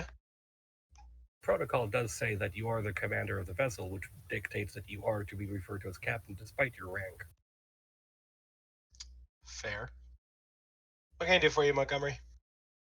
I may have to transfer one of the Valkyrie pilots off this vessel. They have approached me as a hostile because of me being an android. That wasn't exactly what I was expecting day one to consist of, but all right, I'll have a talk to her. But if she needs to be transferred off, I understand. Very well. I will compile a new list of potential pilots, and I will make sure to include a questionnaire of their feelings towards androids. All right. P, I know you and your thoroughness. Keep me informed. I'm on my way over to the ship here shortly. Understood. Montgomery out. Gonna look to McGinnis. You can leave now. He nods. Thanks, Lieutenant. It's good to see you on the New Hope. And as he's leaving, he says, I was hoping a new ship would be, new circumstances, but trouble seems to follow me everywhere. He's just gonna look at him for a second and go back to work. And Naval says to you from across the room, well, Lieutenant, you found quite the elephant. I believe a disruptor on high disintegration would be better to deal with an elephant. He looks up and that was a joke. Well, I believe that would be effective in destroying it. You may not want to apply the same method with the Lieutenant. No, I'll submit her for counseling and therapy. If she cannot work through these issues, then a replacement will be in order. Far be it for me to second guess your judgment, Lieutenant. However, based on the records I reviewed, I do believe Lieutenant Chevelle has the best piloting record of any pilot that we have available to us. Then I look forward to her working through her issues.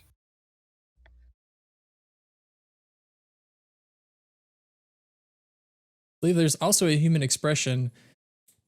You have seen the effectiveness of the stick. You could perhaps try the carrot. I do not believe there are quadrupedal mammals that need a stick. Well, Lieutenant, I'm just going all in on our animal metaphors. Curious, you know a lot about human metaphors. Have you spent a lot of time amongst their culture? I think you're going to find, Lieutenant, that I am familiar with many things, especially when it comes to human culture. Fascinating. Yeah, he's just going to go back to work. In our next scene, we transition to the Bridge of the Hope. The difference between this bridge and the Bridge of the Last Hope is this is actually a very large large room. There are chairs all around it. In fact, there are 2 stations beside the captain's chair, and then behind them are 2 other stations for more support and operations.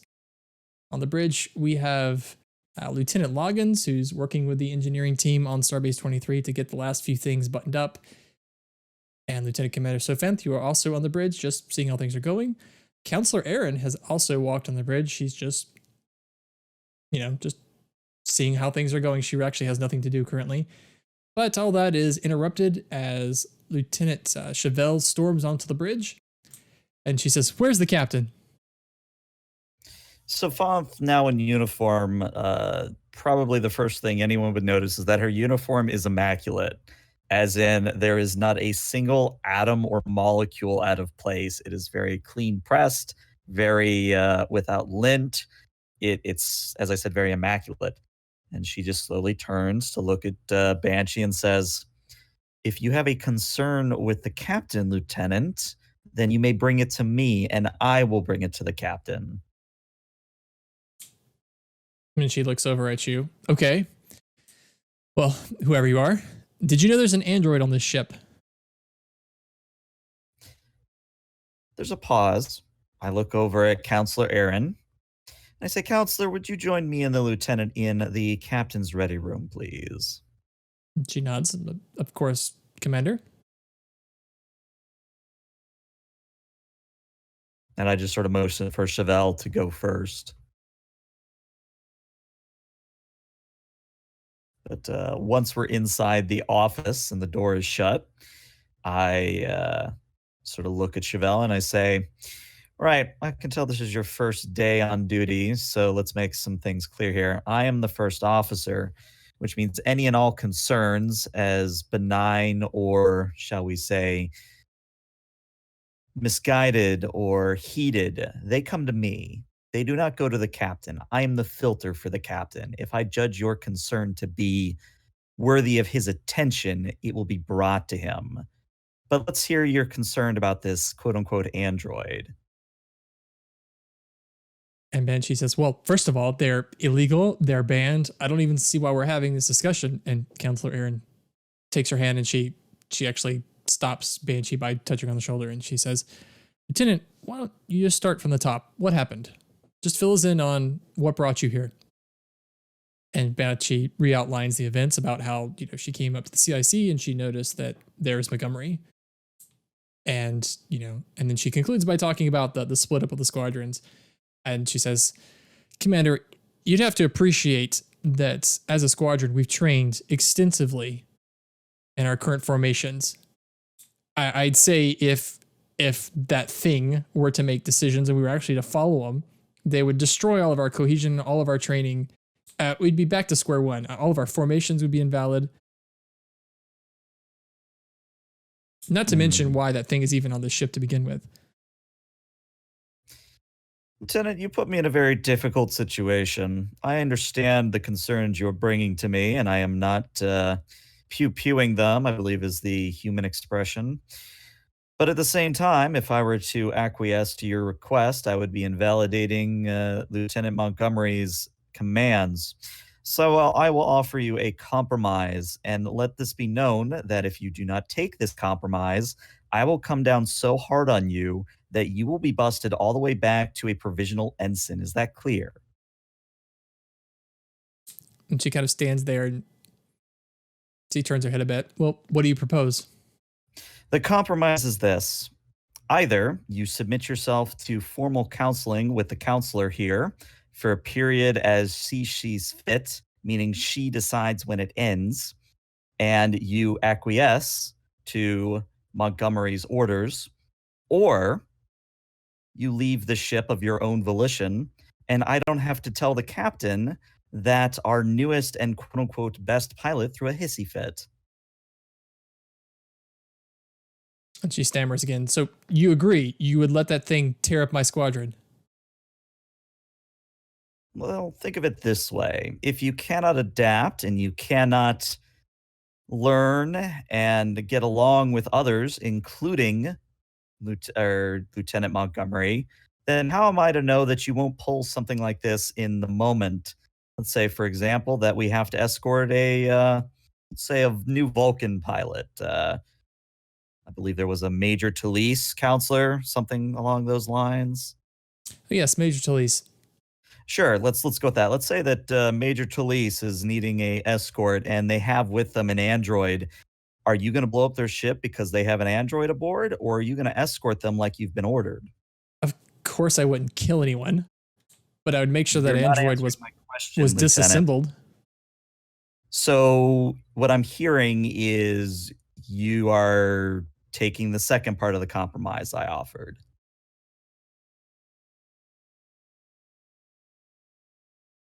She And if says, I have to, I will literally presence command her.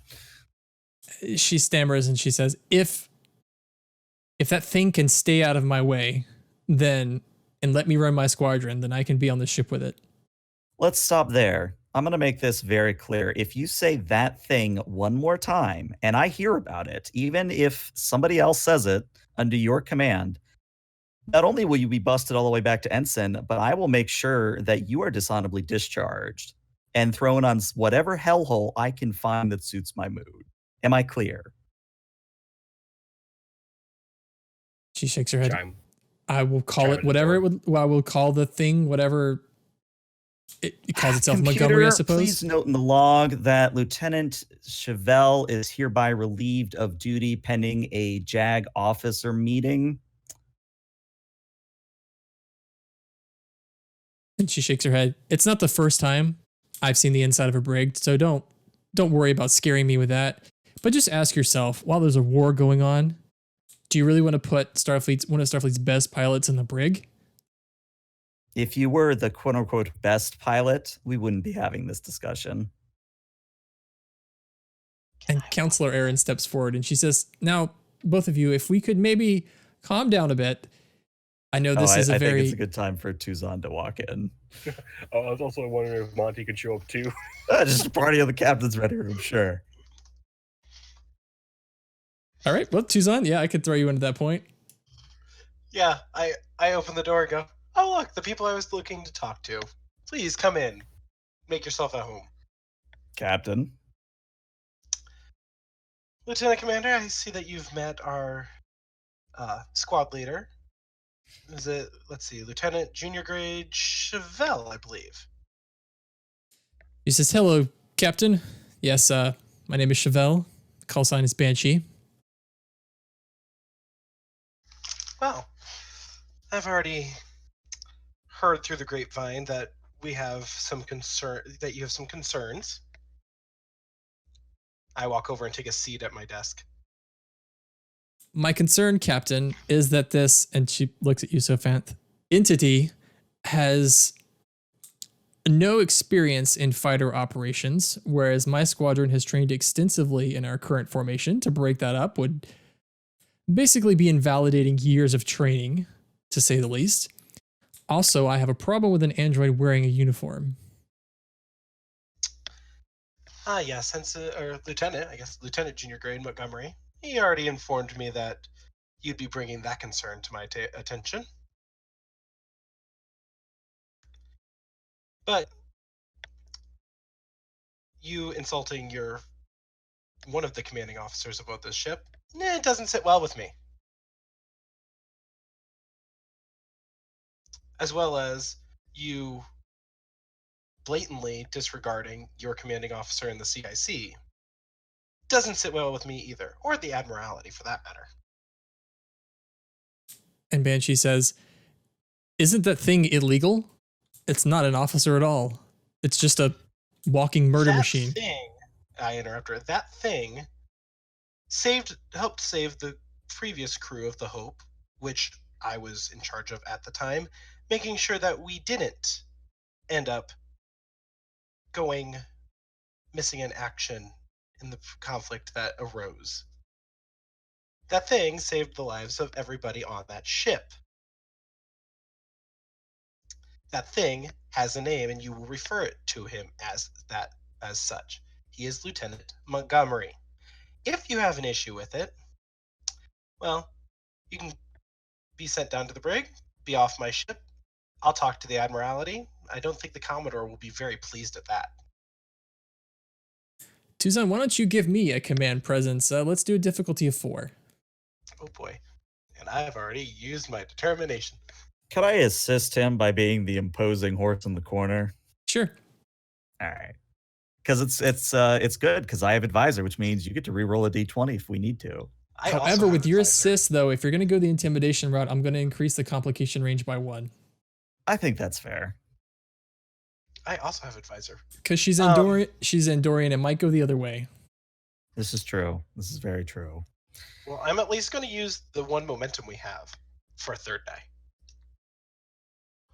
I mean, you can go the Monty route. Just give me lots of threat. Please, no. We don't need 2 Borg cubes. Would coordinated effort? There we go. There it is. But he has advisor. He has advisor, so I can re-roll. Oh, do. God. Would as a focus? I'm sorry, which focus? Coordinated effort. I think diplomacy is a good focus for you in this Diplomacy, case. I was going to say either one. And you increase the complication range? Yeah, by 1. I have There it cautious is. command. I have You have cautious command. Okay, we got the 4. Whew. Okay. So Banshee, she looks at you, Sophanth, looming over her, and she looks at you, Tuzon. She says, Captain, I'm a pilot, and if I can say, I'm a damn good one. I think you'll see my record speaks for itself. I've been training this squadron for years on formations that are tried and true, and if you want to look at our statistics, like I said, they speak for themselves. All I'm saying is the lieutenant, and you can tell when she says that it was probably a big character moment for her to actually say that and not, a thing. All I can say is the lieutenant, by my understanding, does not have that experience. Instead of telling me what we're going to do, I'd appreciate it if the lieutenant would at least take into consideration our experience. Otherwise, what are we doing flying those ships anyway? They could just be automated.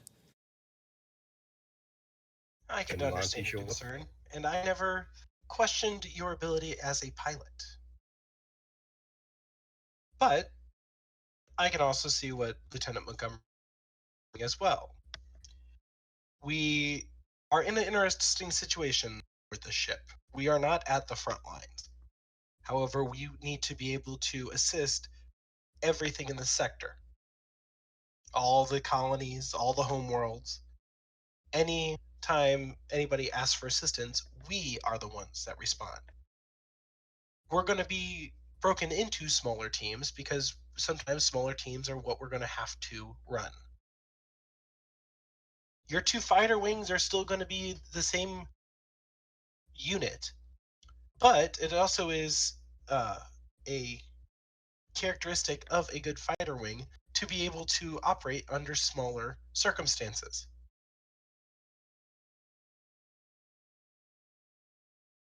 And Aaron says, maybe we can diffuse this a little bit.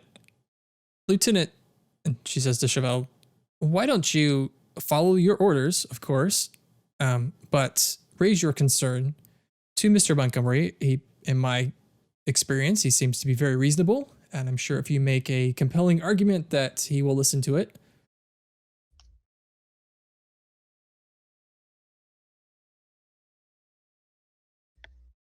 And Banshee kind of looks back and she says, very well. However, I will enter into my log that I've complained that this thing, as far as I know, is illegal by Federation said the law. thing again. The entity. I don't like that word either. Just a chime at the door. I look at the captain because it's his ready room. Come on in and join the party. Montgomery steps in. Before Montgomery, I have an idea. Delix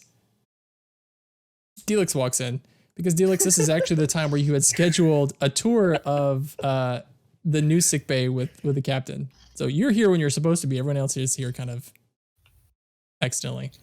I walk in and see everybody here. I look around. Is this a bad time, Captain?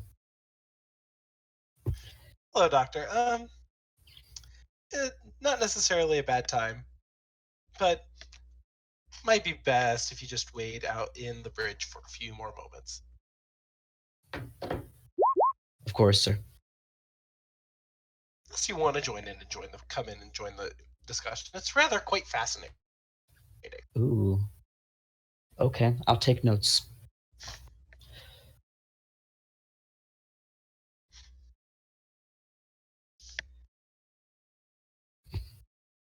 So, Lieutenant, do we have agreement that you will at least voice your concerns with Lieutenant Montgomery? I will voice my concerns with the lieutenant. As long as the lieutenant will listen to them. See, the way you keep saying that, you've just replaced one word with another. What is his name, Lieutenant? And she looks a little confused, like she may not actually even know his name. His name is Lieutenant Montgomery, and you will refer to him as such, not the entity, not the thing, as Lieutenant Montgomery. Am I very clear here? Yes, sir, you're very clear. Good. I still mean for you to do the counseling with the counselor here. Unless the captain would like to rescind that, and I look at the captain. I think you'll find Counselor Erin is amazing at what she does. She was fantastic on the Hope, and I think she's going to be fantastic on this rendition of the vessel as well. And I think she's a good person to talk to. He says, I hope that's true, Lieutenant. If you'll walk with me, I'll tell you a very interesting story about the time I was kidnapped on a Klingon ship. And the two turn and walk away.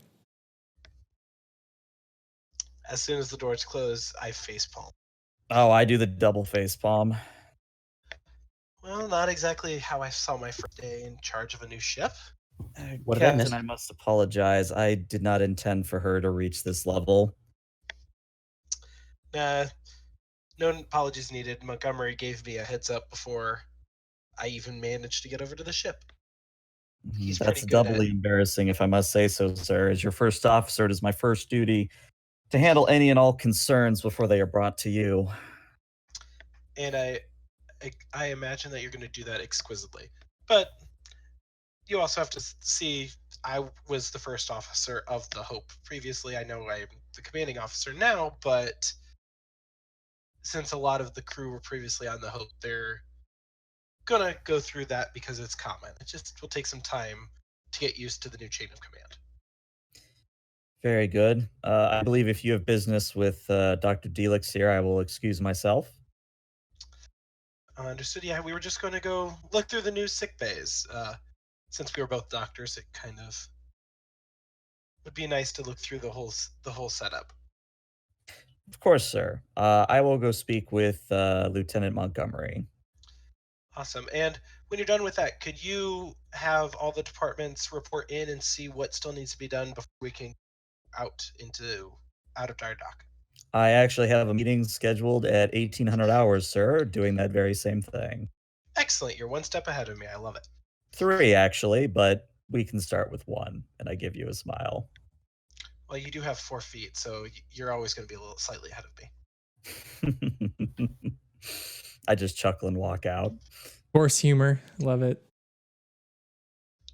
You're talking to somebody who grew up on a horse farm. All right, Delix, let's go look at our new setup. Yes, let's. And Delix and Tuzon, as you exit the bridge, you see Montgomery there with Sophantha, and I imagine the two of you are going to continue on to sickbay. I'll acknowledge Lieutenant Montgomery before heading out. Monty will just give you the usual head nod he gives. But yeah, Montgomery, you've arrived on the bridge. As I said before, the bridge is not fully staffed. There are still some engineers working on stations here and there, but for the most part, the bridge is pretty close to operational. He's gonna go walk to the con and immediately start punching a bunch of new programs he's transferring over. And then he'll get up and walk over to one of the side terminals and do a quick setup for quick access to CIC readouts. And so, Fenty, you Yeah. probably have not met Montgomery before, but he stands out noticeably. I sort of sidle on up to him and I say, Lieutenant, may I help you? Commander, oh, sorry, I did not realize you were aboard the vessel. Pleasure to meet you, XO. Yes, I believe you have me at a disadvantage. You know me, I do not know you. Lieutenant Montgomery. Ah, so you were the one that just brought that little concern up to the captain. Well, not you per se, but you know what I'm trying to say. Yes, I do apologize about that. I was not aware you were on the vessel. If I had, I would have forwarded it to you. Don't think too much of it. I've been informed that things on the first scope are a little bit more informal, which is perfectly fine. As far as the concern itself, this is not me telling you to rescind your thinking or rescind your orders, but I would be remiss if I did not say that there is perhaps merit in keeping the squadron as it is. With the layout of the vessel and the changes we made to the other side of the shuttle bay, it would not function correctly. The design of this vessel was a carrier primarily, mostly attack fighters, next to no shuttles. But since we're carrying additional shuttles now, it needs to change. Especially since we have so many Jean Larry shuttlecrafts. They have no weapons.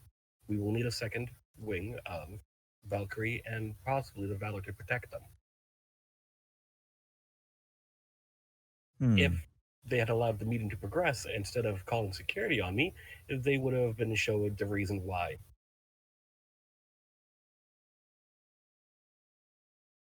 And I mean, let me put it bluntly.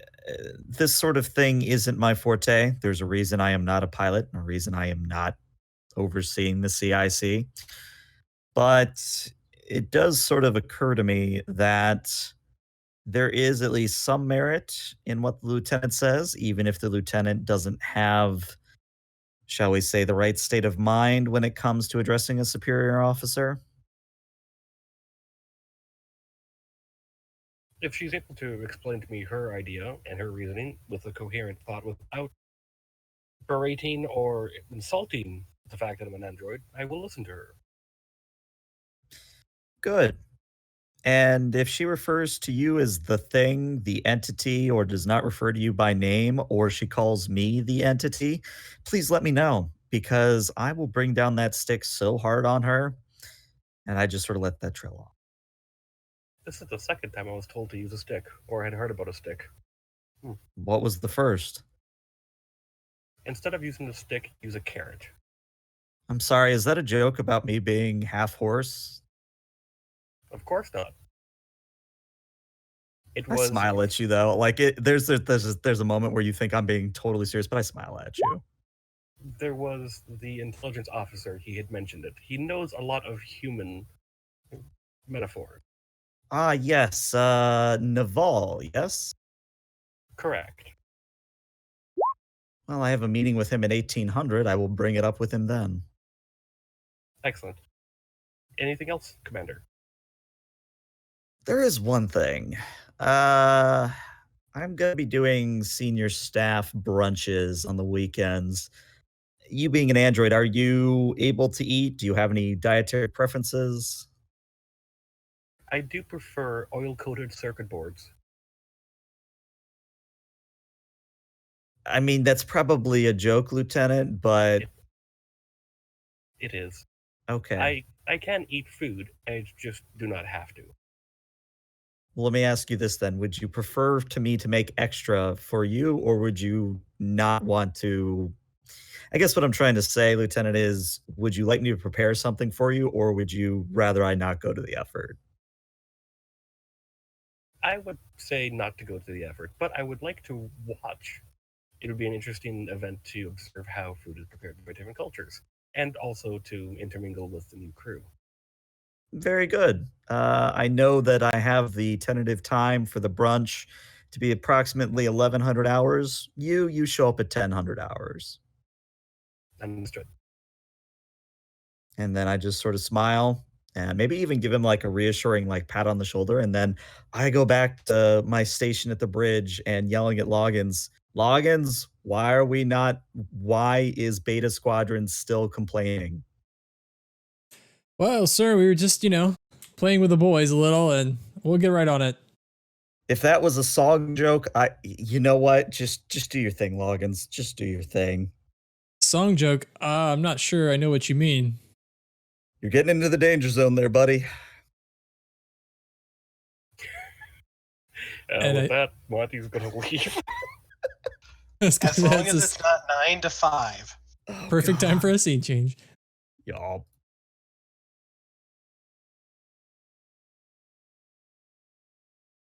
Delix, as you and Tuzon are headed towards sickbay, going down the narrow corridors actually of the ship for being so large, the compartments are built to be much smaller, more compartmentalized, like with force fields and stuff. But as you're going through the hallway, out comes a door, and you are approaching from the other side. Is a male. He looks like he might be Trill, although his spots are a little bit lighter than normal. But he's wearing a lieutenant commander's rig pips. And he walks up. It looks like he was not expecting you guys, but as he walks off the turbo lift, he looks straight to you, Tuzon, and he walks up to you very quickly, embraces you, and kisses you very affectionately. I return the embrace. Jairus, it's great to see you've come aboard. And he says, "Yes, I got your message. I, pulled in every favor I could to get out here." And then he stops and he does the thing where like he grabs your chin with one hand and he's looking at your eyes. I really wish that you would see Dr. Tuvol because he's made such progress on tissue regeneration. I don't think you need these things anymore. Actually, they look a little out of alignment anyway. I'll take a note. I'll have our new doctor here take a look at him. By the way, Jairus, this is Dr. Delix. And he steps forward and holds out a hand. "Oh, hello, Doctor. Lieutenant Commander TM. Give him a firm handshake. The pleasure is all mine. I guess I'm, and he looks to you, Tuzon. I guess I'm your security chief." Indeed. Although I heard that you turned down a promotion to come over here. Well, when I got your letter, Edon, how could I go off to the front when you said that you needed help? Well, we're still pretty close to the front. And the last chief of security officer vaporized themselves? I mean, it sounded like you had... We have stories to tell you. Well, there was no way I was going to go off and leave you here by yourself. I appreciate it's always good to have those you can trust close by you. So, have you been adjusting to your quarters well? Actually, I just got here. Well, go drop off your things. And we're going to go check out the sick bay, and we can all meet back up on the bridge. You'll get to meet our new XO. It's Lieutenant Commander Sofath. Very interesting person. That's right. I should go check in with them. It's been a long time since I was on a new ship. Not quite used to the protocol. But I found you were here, and I thought I would check in on you first. Oh, generous as always. I just smile. Let's get together for dinner tonight. Be able to catch up on how absolutely everything's been going. It sounds like we have a lot to catch up on.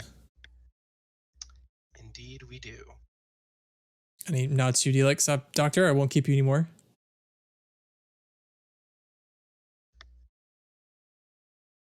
All right. I'll see you tonight, Jairus. And off he goes. Delix. Meet your new chief of security. Forgot to unmute myself again.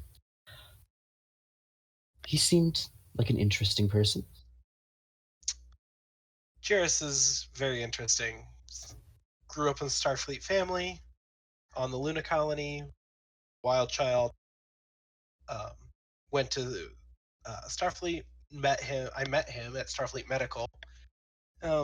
Graduated from that, and unfortunately, during the Dominion War, he lost some pretty close friends from when he was young. And ended up switching over to security, and has since been pretty much over on the Cardassian border. Meanwhile, I've been bounced around as a doctor. We were, as you could tell, pretty involved with each other, although we've never had the same posting. Considering I didn't know who I was going to get, I wanted to see who I could. I wanted an officer on the bridge that, should we need to form away missions or split up to work on multiple crises, I needed somebody I knew I could trust at least for one of them. I'm sure he will serve the crew well. Oh, I have no doubt. So, let's get on to the sick bay.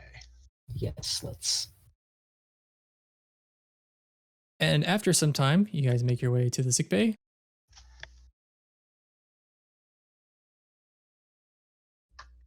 So you found your way into the main greeting area of the sick bay, and what's immediately apparent is this part of the ship has pretty much been gutted out exclusively for the sick bay facility, whereas on the Hope, the sick bay was broken across several decks. This sick bay looks like they have gutted out an entire portion of the ship. In fact, one whole deck was pretty much refashioned to be this, and you can tell in places they have actually taken the systems from the old Hope and put them into this location, which matches up what the Commodore said to you, Tuzon, about how they, repurposed a good portion of an old landing bay of this Typhon class to be sick bay. But as you walked in, you see Nurse Wynn. She's sitting behind a station, and also adjacent to her is Dr. Hera, the intern that you were helping. That was helping you before. And as you approach, they both look up, and Wynn says, "Oh, hello, doctors. Or sorry, doctor. Hello, Captain." Nurse Wynn, Dr. Hera, it's great to see that you're aboard. And Wynn says to you, Dr. Delix, we have been, working on getting all of the systems functional and at least medical equipment cataloged from the old Hope. It appears as though everything is functional. I know at least Mr. Linares is quite happy with the triage center. That's good. If you don't mind, we'd like to take a tour around the medical facility. Of course. Let me know if you need anything. A bit of advice if I were you, and her voice drops a little bit, I would stay away from the medical inventory section. Dr. Lupus is kind of, he's in rare form today. Thank you for the warning. Rare form how, Nurse? Is he upset that he's not CMO, or is he just not acting normal? Far be it for me to speak negatively about a superior officer, Captain. But I would just say that Dr. Lupus, is generally a very unhappy person. I'd say today he's even extra unhappy. Maybe we should send him to see the counselor as well. Yeah, we've tried, Delix. Well, I'll talk to him. And Wynn says, I happen to like Eris. I don't know if I would punish her that way. All right. And you, cancel. All right. I'm going to start off by going this way. Over and venturing in and realizing that Dr. Finley is in the...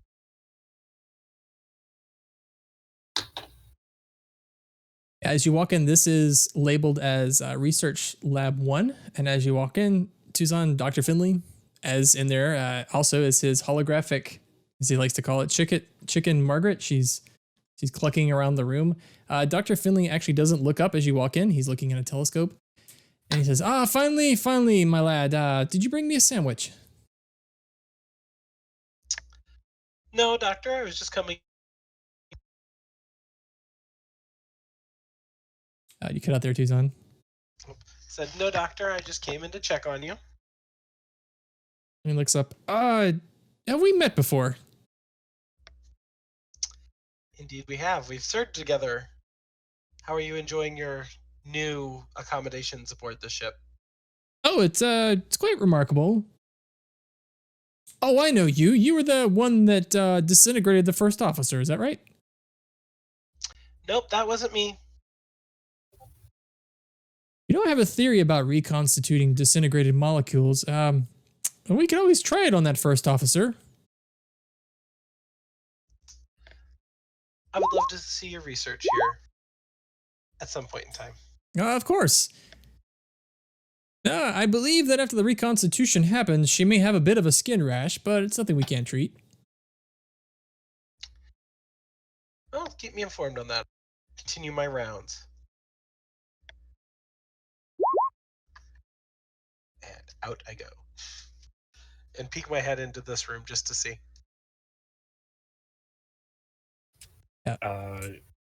You see an elderly gentleman, probably same age, maybe a little older than Finley, and he's just putzing about with some vials filled with different chemicals, and he's typing on a pad, pulling up some things on the display, watching mutagens, mutate viruses.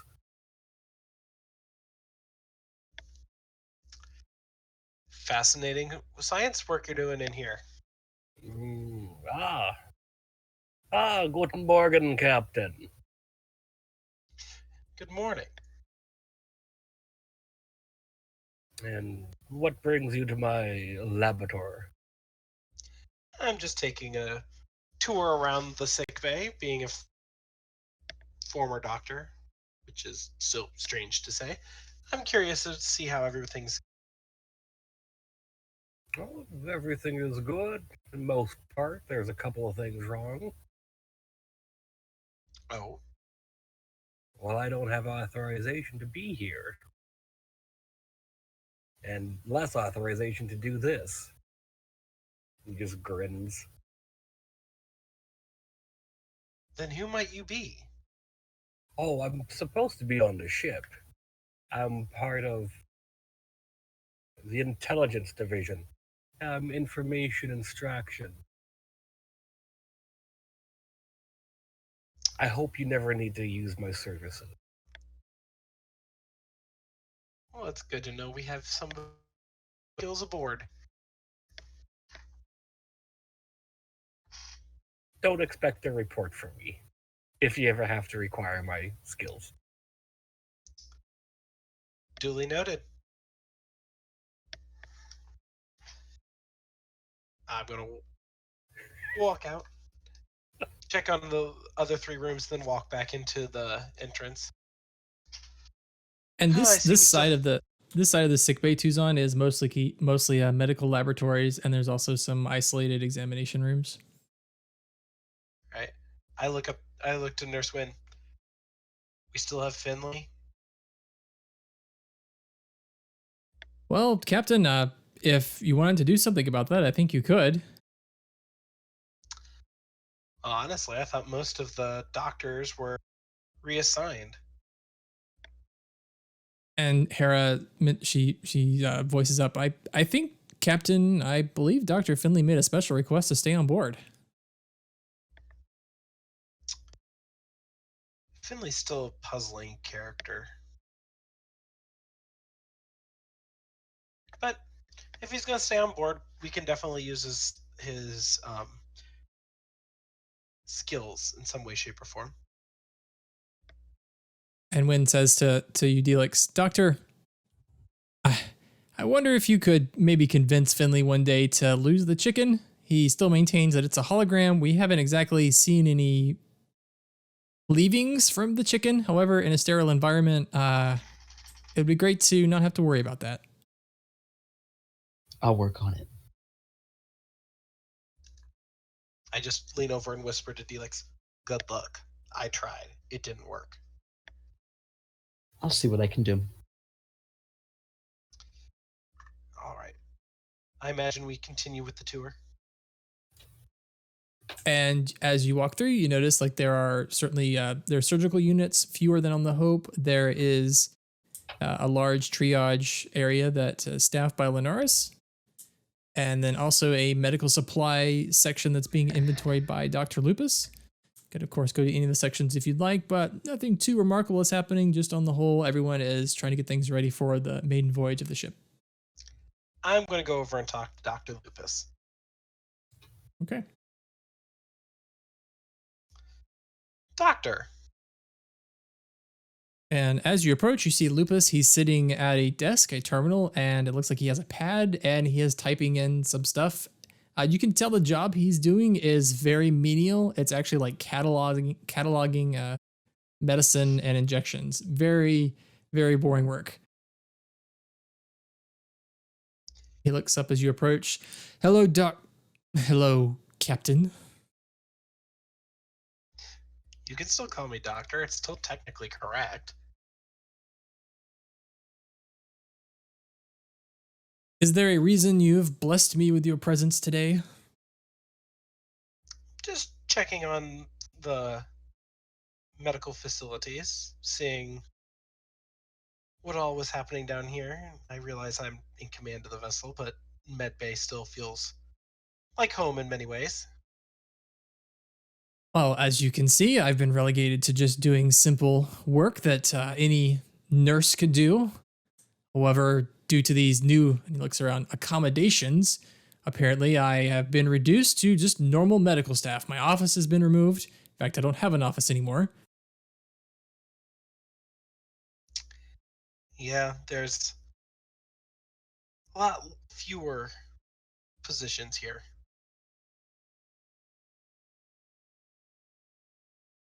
I'm doing my best to stay away from that Linaris creature. Understandable. Why have you not asked for reassignment? They have reassigned several of the other doctors. Oh, believe me, I did. However, it seems as though someone decided to enter in their logs the information about the biogenic weapon that I helped create, which seems to have put a dampen my prospects for transfer. I believe, as the Commodore put it, there's only one place where I can be, and it's either this ship or a decommission. I see. And they knocked you down ranks to do as well. Yes. Who knows? Next, I'll be cleaning the morgue, I'm sure. Well, Dr. Delix, who I guess has inherited this CMO position, is a pretty understanding guy. He will definitely need somebody with your experience and your knowledge. You're helping him. And Delix, I'm going to put you in your office, which is actually across from where Lupus is sitting, and you can hear this conversation, and you hear Lupus say this. Of course, you made Delix the chief medical officer, also one of the less qualified doctors on this ship.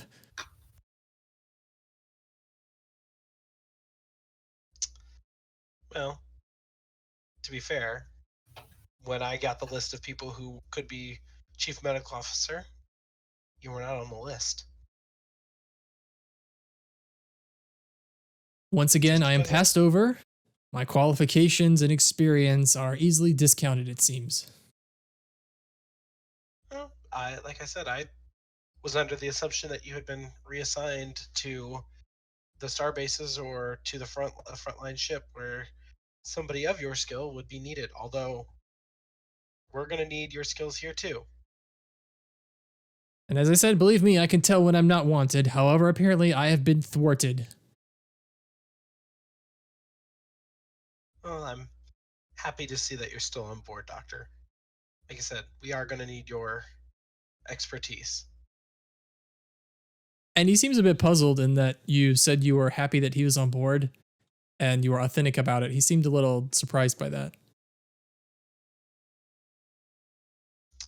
Why the shock, Doctor? It is no secret that you and I have never seen eye to eye. In fact, when I put in the transfer, I expected you to be the chief advocate. I don't see that not seeing eye to eye is a bad thing. When you're chief medical officer or even in command of a of a starship having dissenting opinions or dissenting views from your own don't necessarily mean that it's a bad thing. It lets you question. It makes you think about what you're doing. Who knows? It might even change a mind. Well, if the name of this vessel is any indicator, I'm sure some disaster will befall us very quickly, and my skills will be used, or at least my skills will come into use very quickly. Well, I don't know if that's being an optimist or a pessimist, Doctor. Hopefully, we don't run into anything too catastrophic. There's been a new species that has broken the warp barrier that I believe the Commodore wanted us to go and check out, but there's a whole list of a myriad of problems that are affecting the entire sector.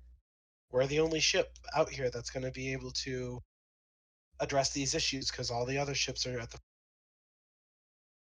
even more than when we were on the Hope. We're going to need people with your kind of expertise.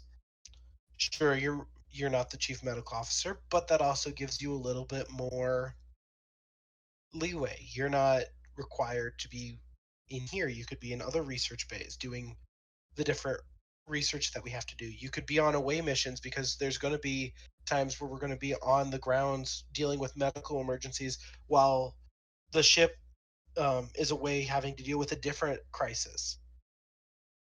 Your skills are still going to be needed. Just because you're not the chief medical officer of this ship does not mean that you are viewed as inferior or that you are viewed as lesser. It means that your roles can be different. Tuzon, give me a presence command difficulty 2. Diplomacy? Yes, Coordinated effort. absolutely. Diplomacy, yeah. 1 success. And Lupus just looks at you and he says, well, we'll just have to see then, won't we? Indeed, this is, well, put it this way, Doctor. Consider this entire new position on this brand new-ish ship an entire experiment.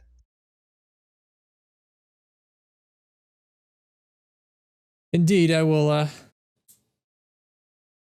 I do my best, I suppose, as I always have, to muster through whatever circumstances come before me. I have no doubt that you will succeed at any task that we have to present you with.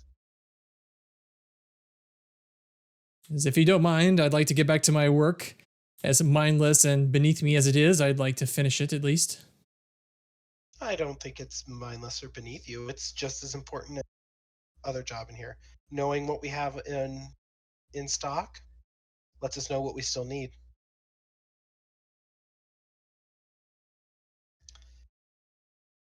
I had forgotten the endless Bajoran optimism. You know, it comes in handy. Good day, Doctor. Good day to I'll you, step in. Captain. I'll step into Delix's office. Settling in, I see. Yeah. Since this is where I'm going to be spending the majority of my time, I figured I might as well get comfortable, as they say.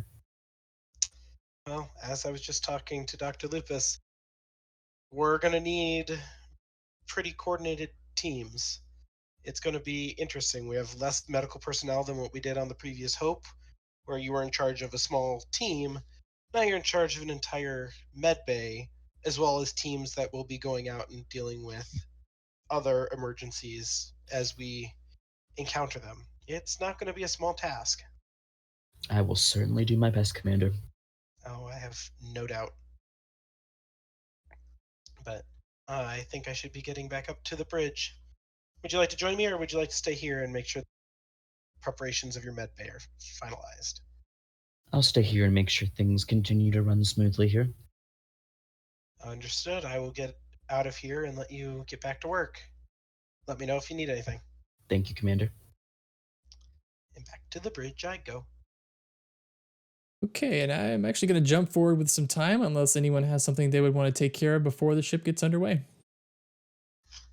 I actually want a meeting with Naval and Tiem. Okay. One moment while I put all that together. Actually, Tuzon, would you mind playing TM for me? I I was don't have about to. to ask you if you wanted me to play. Yeah, so I don't have to talk so much to myself. Hey, that meeting room looks familiar. I told you so many things look just like the Hope.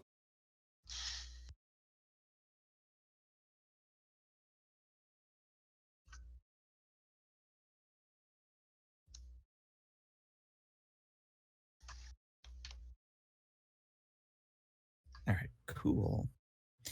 So, as we get situated in the conference room, something Sophanth does is she doesn't sit because, again, centaur, but she kind of paces and walks around the room as she talks. So you constantly have to like readjust where your head is to keep looking at her, kind of a thing. There's a reason for that, but for the time being, people are still learning that. But anyway, Sophanth welcomes them and says, "Thank you both for meeting with me on such short notice. I had a few items of business I wanted to take care of first. Mr. Naval, I understand you are our intelligence officer. Is that correct? That is correct, Lieutenant Commander. And I would And also Mr. like to TM, echo, if you don't mind, that it is a pleasure to serve with you on this vessel. brown nosing already. I like it. Mr. TM, I believe you are our tactical officer, yes? That is where I've been assigned. Yes. I see. I see. And far be it for me to tell you how to do your jobs, but have you, either of you, set up a direct channel to the other yet? I have just recently come aboard and haven't had the pleasure of meeting Mr. Naval here. And Naval says, that statement is accurate. I have not put aside the time in order to connect with the Lieutenant Commander. Well, I'm not going to make this an official order, but consider it a suggestion that I would like the two of you to work very closely in tandem. It is my experience that a well informed tactical officer, especially one by an intelligence officer, can bring the best suggestions to the rest of the senior staff. That's very wise. I could agree with that. If I may, Lieutenant Commander, there are 3 pressing items that we've received from the Commodore's office that could use our attention immediately. Would you like to hear those? Yes, please. The first is that the mining consortium on Salus 3 has reported that their last 2 shipments of dilithium that should be going to Starbase 234 on the border have not arrived. The command on Starbase 234 says that this may cause problems for the 5th Fleet, which are also positioned nearby, if they do not receive these dilithium shipments soon. Secondly, All right. the Hirelans have discovered warp travel, as it were. They have left their planet. Long-range scans have determined that they are now warp capable and ready for first contact. Commodore Zal has left a note that it would be prudent to make contact with this species before they discover the Klingons. Makes sense. And then finally, another note from Starbase 234. They are not equipped to handle the casualties from the 5th Fleet, and it's a long trip by shuttle from Starbase 234 to this starbase. They're requesting that we convince the Akamarians, who are on a planet midway, to allow a relief area to be established in their system. All very pressing concerns.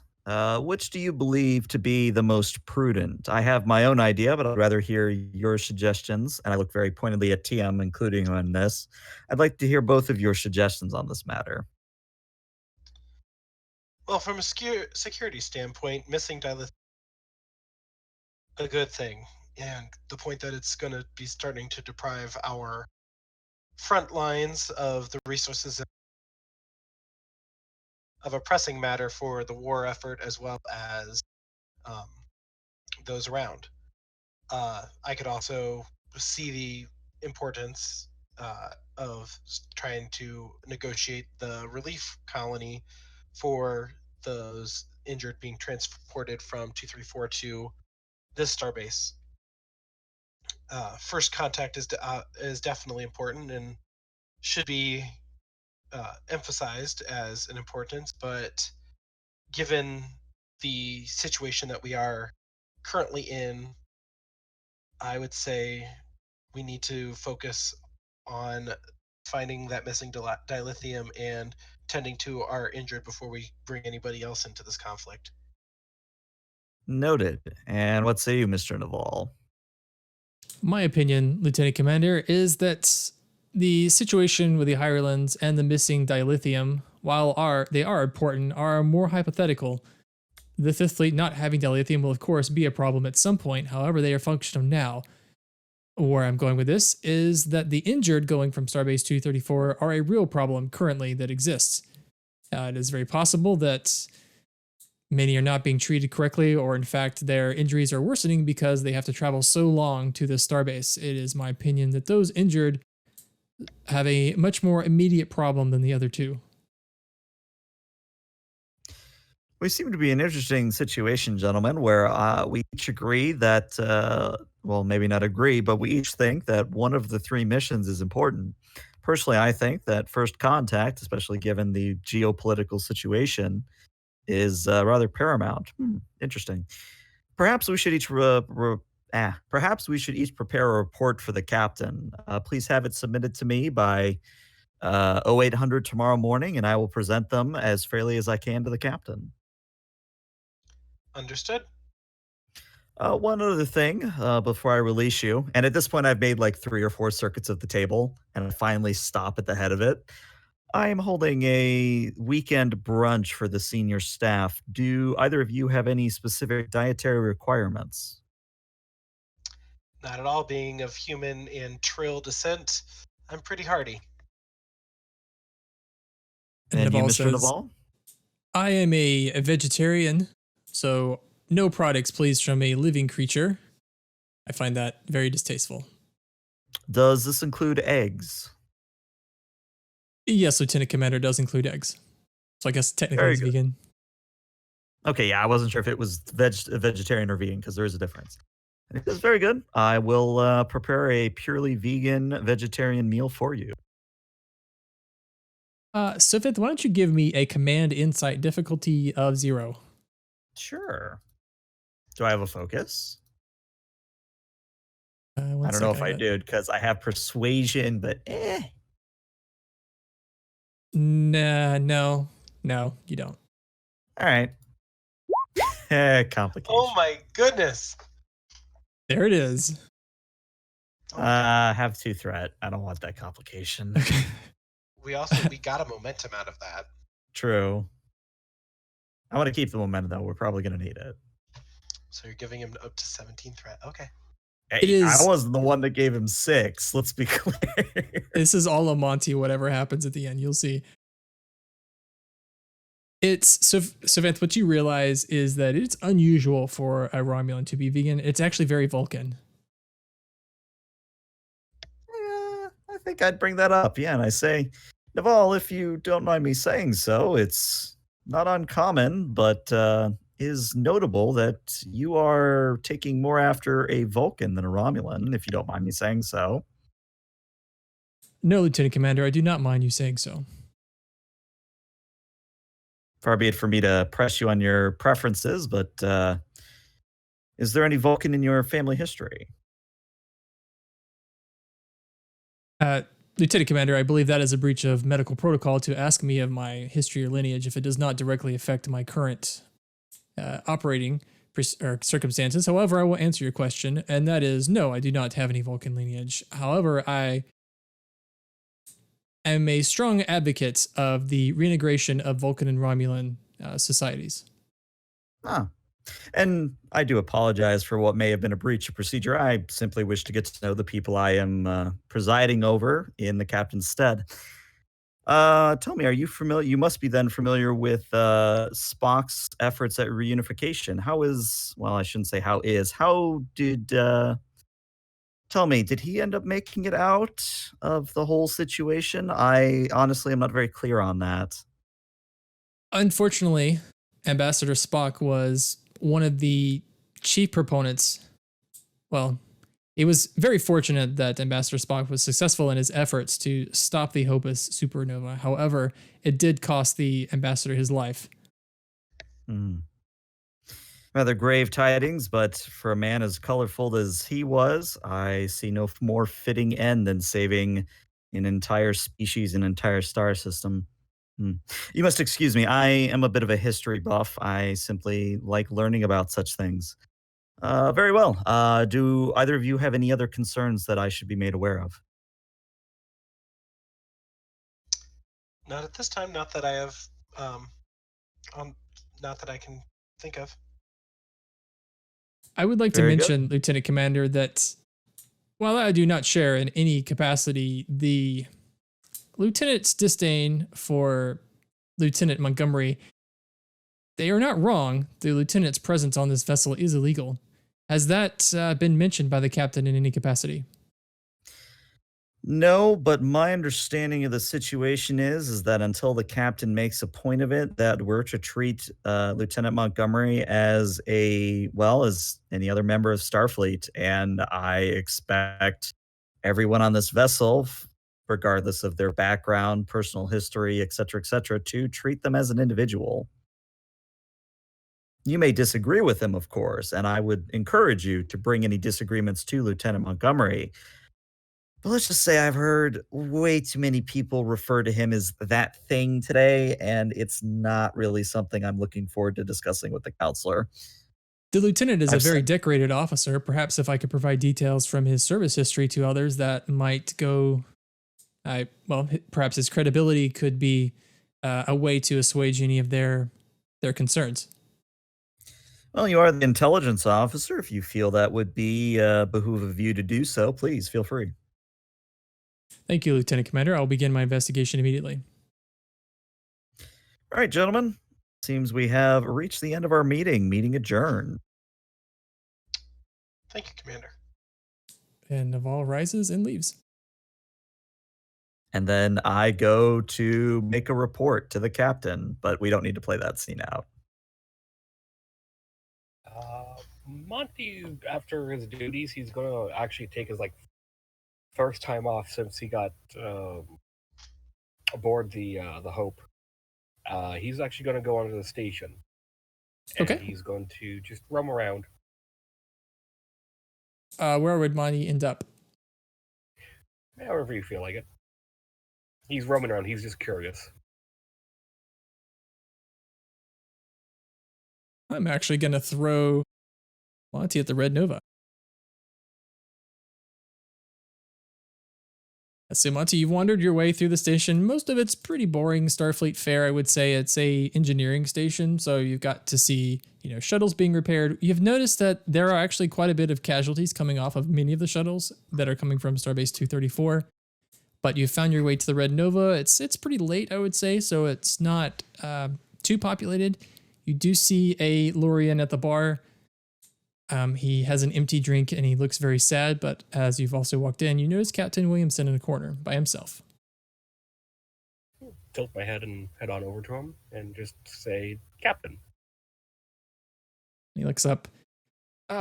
Lieutenant, you don't have to call me Captain anymore. What is your first name then?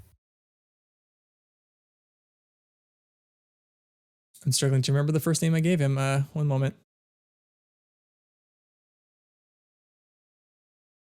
We'll call him Mark. My name is Mark. Then hello, Mark. Well, Lieutenant, if you're not busy, have a seat. Thank you. And he'll sit down. How are you faring today? Well, just thinking about the past and about how things move in cycles, I suppose.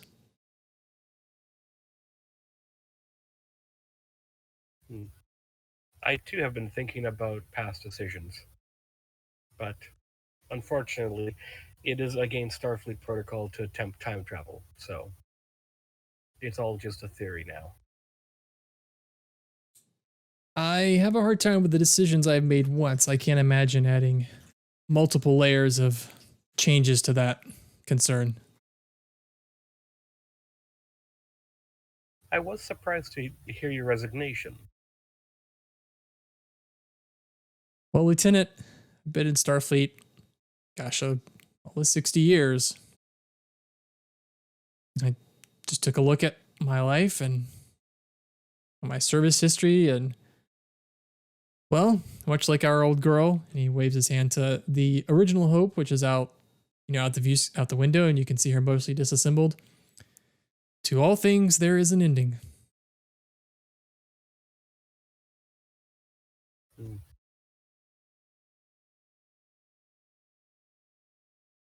I can say I will miss the hope, but unfortunately I do not possess the feelings to comprehend that saying. So I will say I will miss the subroutines that I would have to run to navigate the corridors. When I think about the Hope, I think about our lost friends, Commander Lovely, Lieutenant Isha, Lieutenant Igni. It's apparently you get to a point in your life when it's hard to get past those memories.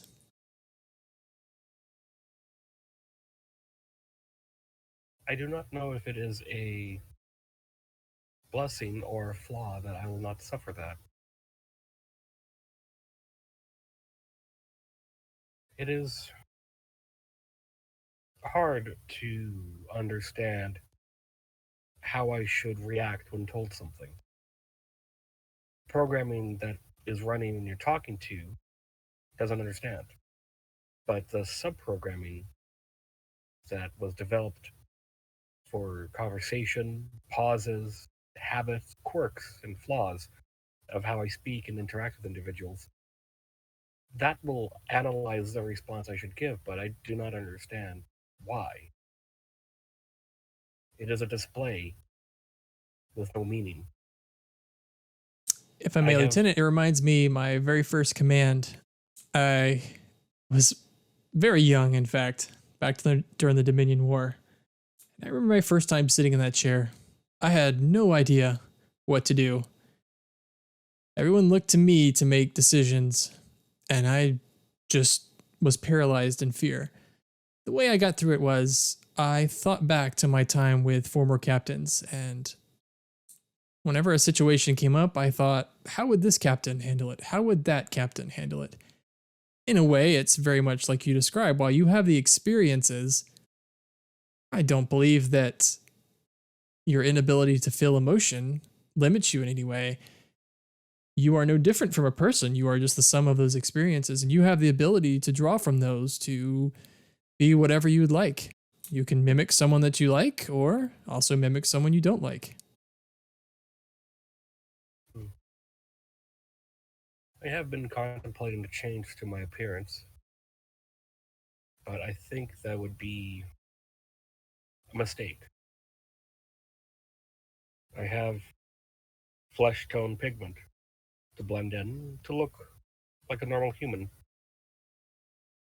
I have been contemplating, though, changing it to that of the late Commander Data. But on account of the Mars attacks, the hatred towards synthetics, and by extension, androids, I do not know if that would be a prudent or wise idea. But it would allow me to stand out, but then it goes against why I was made to look this way in the first place. To blend in and to not feel like an outcast is Bruce Maddox's words. That's why he gave me a almost human name.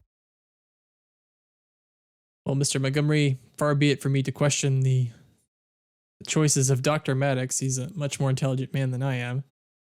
However, I'd say, whatever you want to do, you do it. And damn those people who don't like you if you don't blend in. At least that's what this old man thinks. Thank you, sir. So, also something to consider, Lieutenant. While we know there are infinite universes and infinite parallel dimensions, There could be an innumerable number or quantity of versions of you throughout all of existence. We could not know. But we can say through complete certainty, in all of existence, there is only one version of you as you are now. Only one version of me, only one version of anyone. To deny Monty's desire to be Monty is really a travesty because that removes the uniqueness of what you are from the universe. It cannot be found anywhere else. I think I understand. Thank you. I would like to ask you something, though. Of course. Would it be okay if I could write to you?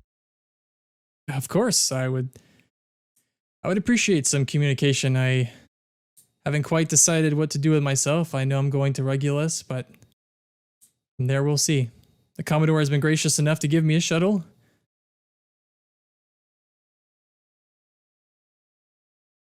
Then I look forward to hearing from you as well. And Monty will stand up and hold out his hand. And Williamson, he has a little bit of trouble, but he does manage to stand up and he shakes Monty's hand. Even though one chapter of your life is ending, I hope to hear of the new beginnings of the next chapter you will go on. Thank you, Mr. Montgomery, and I would wish you good luck on your assignment. However, you don't need luck. You're perfectly capable of doing the job. Thank you, sir. Good night. Good night, Lieutenant. Monty will head on out after making sure Williamson sits down okay. Just because he's catching that he's having an issue. He does manage to sit down. As you're walking out, you walk by the bar and the Lorian is still sitting there crouched over. And you notice a hologram appears and says, "Please state the nature of the beverage emergency, please." And the Lorian looks at him and he says, "Let me guess, you still don't have any latinum." And then deactivates. And just continue walking out. Yeah. And to jump forward in some time, perhaps the next day. So Tuzon, you've entered the bridge. And it looks like you've gotten the reports from pretty much all decks that systems are operational. Everyone's accounted for, and the ship's ready to go. I come onto the bridge and stand behind my chair. Commander Sofaith, Sofaith, there we go. Has everyone checked in? We are reporting 100% clear across the board, sir. All right, then let's see what this ship can do. Lieutenant Montgomery sent a message to Starbase, to the Starbase, asking for clearance to leave. Understood, sir. And he'll send off a message. And Montgomery, you get a reply back. All the moorings are cleared, and you are free to navigate. All right, let's see what we can do. Now, I had 3 reports on my desk this morning on what we should do first. And after careful consideration, I think all 3 should be what we do. But seeing as I'm a doctor and I like to help people and we have a lot of injured, I feel like our top priority is to take care of those that are injured and to see if we can set up that relief station in between Starbase 234 and, what is it, Starbase 13? This Starbase in 234, so 23 and 234, yeah. 23, that's what it is. 23 and 234. After we establish that, we'll go looking for dilithium and swing for first contact. All 3 missions are extremely important, and we should do it.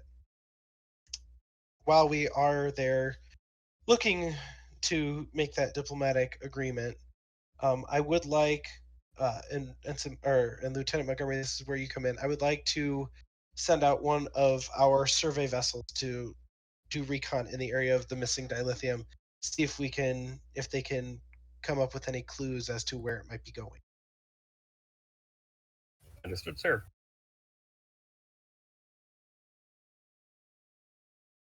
Well, if we're clear of the moorings, let's see what this ship can do. As soon as we're clear of the starbase, go ahead and engage warp. I'll come around and sit down.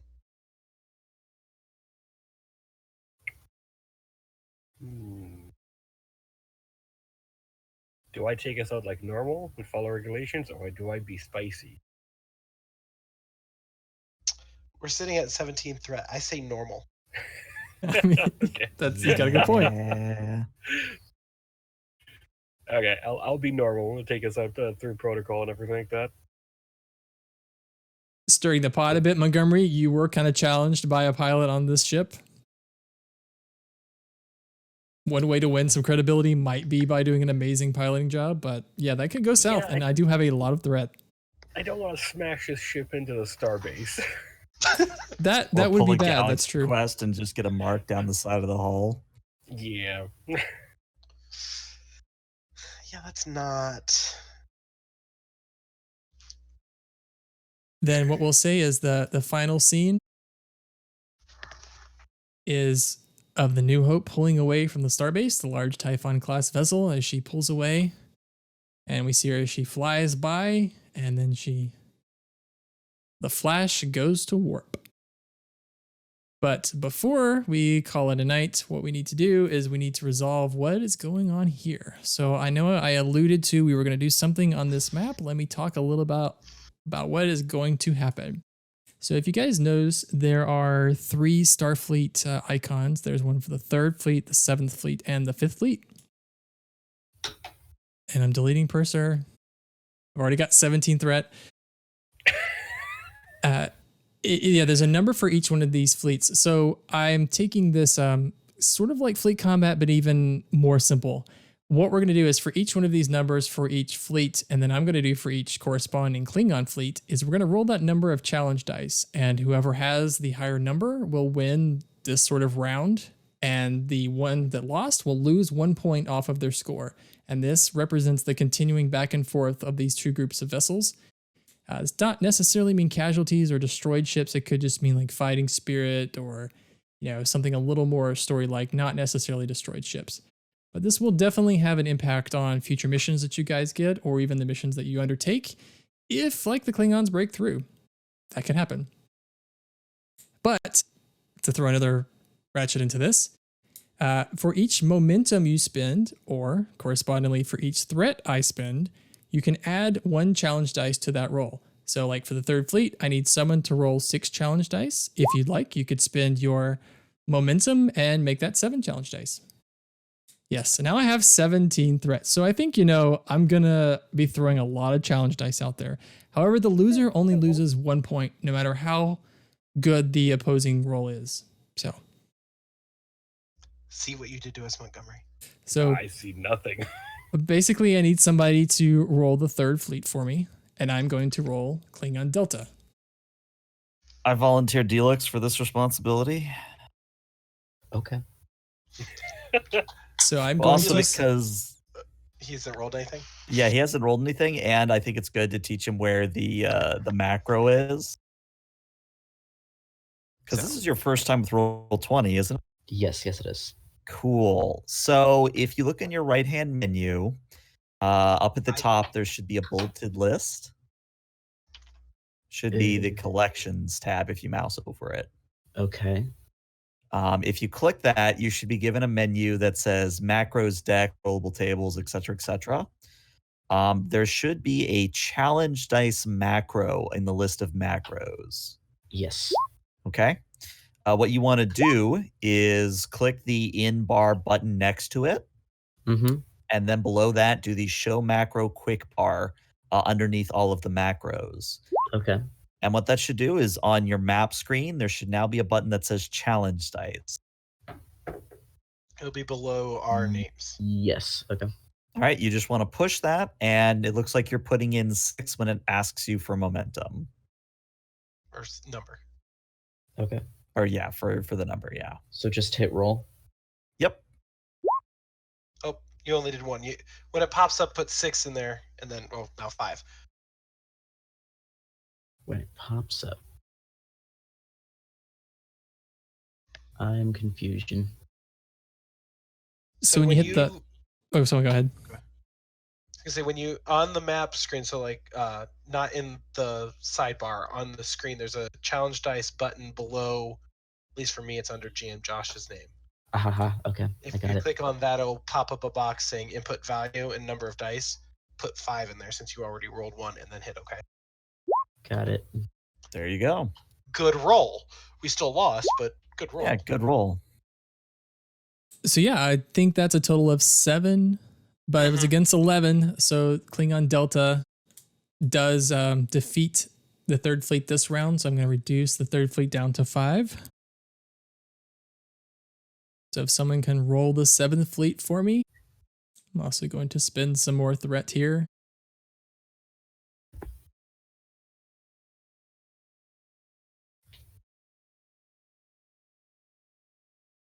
So for Bravo, I'm rolling 13.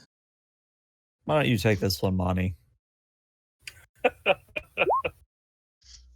Just so we can blame you more. I mean, it's possible. He only rolled 10. We have That's 8. true. I could roll all 2s, maybe. It's possible, not probable. I was gonna say you just jinxed yourself. Yeah, no. So we lost a point there. I say we put our point of momentum Into the fifth fleet, yeah. And I'm dumping the rest of my 7 on the 5th fleet. I'll take this one. In before 17.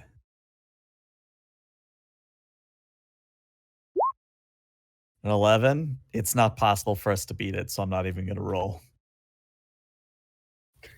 Curious to see what we would get, but yeah, that's not even possible. Like I said, All right. not even Wow. going to roll.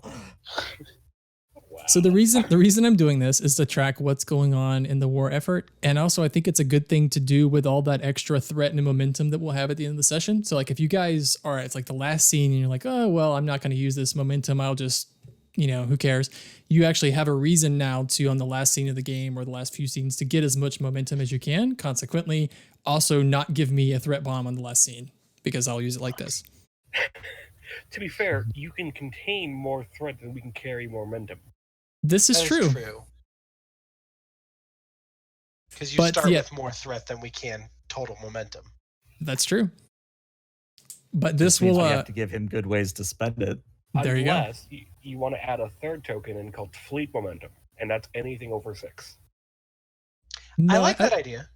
I like this. I like having and see, it's just buying me extra dice. It's not buying me successes. So like the 8th fleet or the 7th fleet versus the Bravo group, I gave a lot of threat and didn't roll very well. So it's not a guarantee that I'm going to actually defeat you guys. It just means that the more threat you give me, the higher potential there is.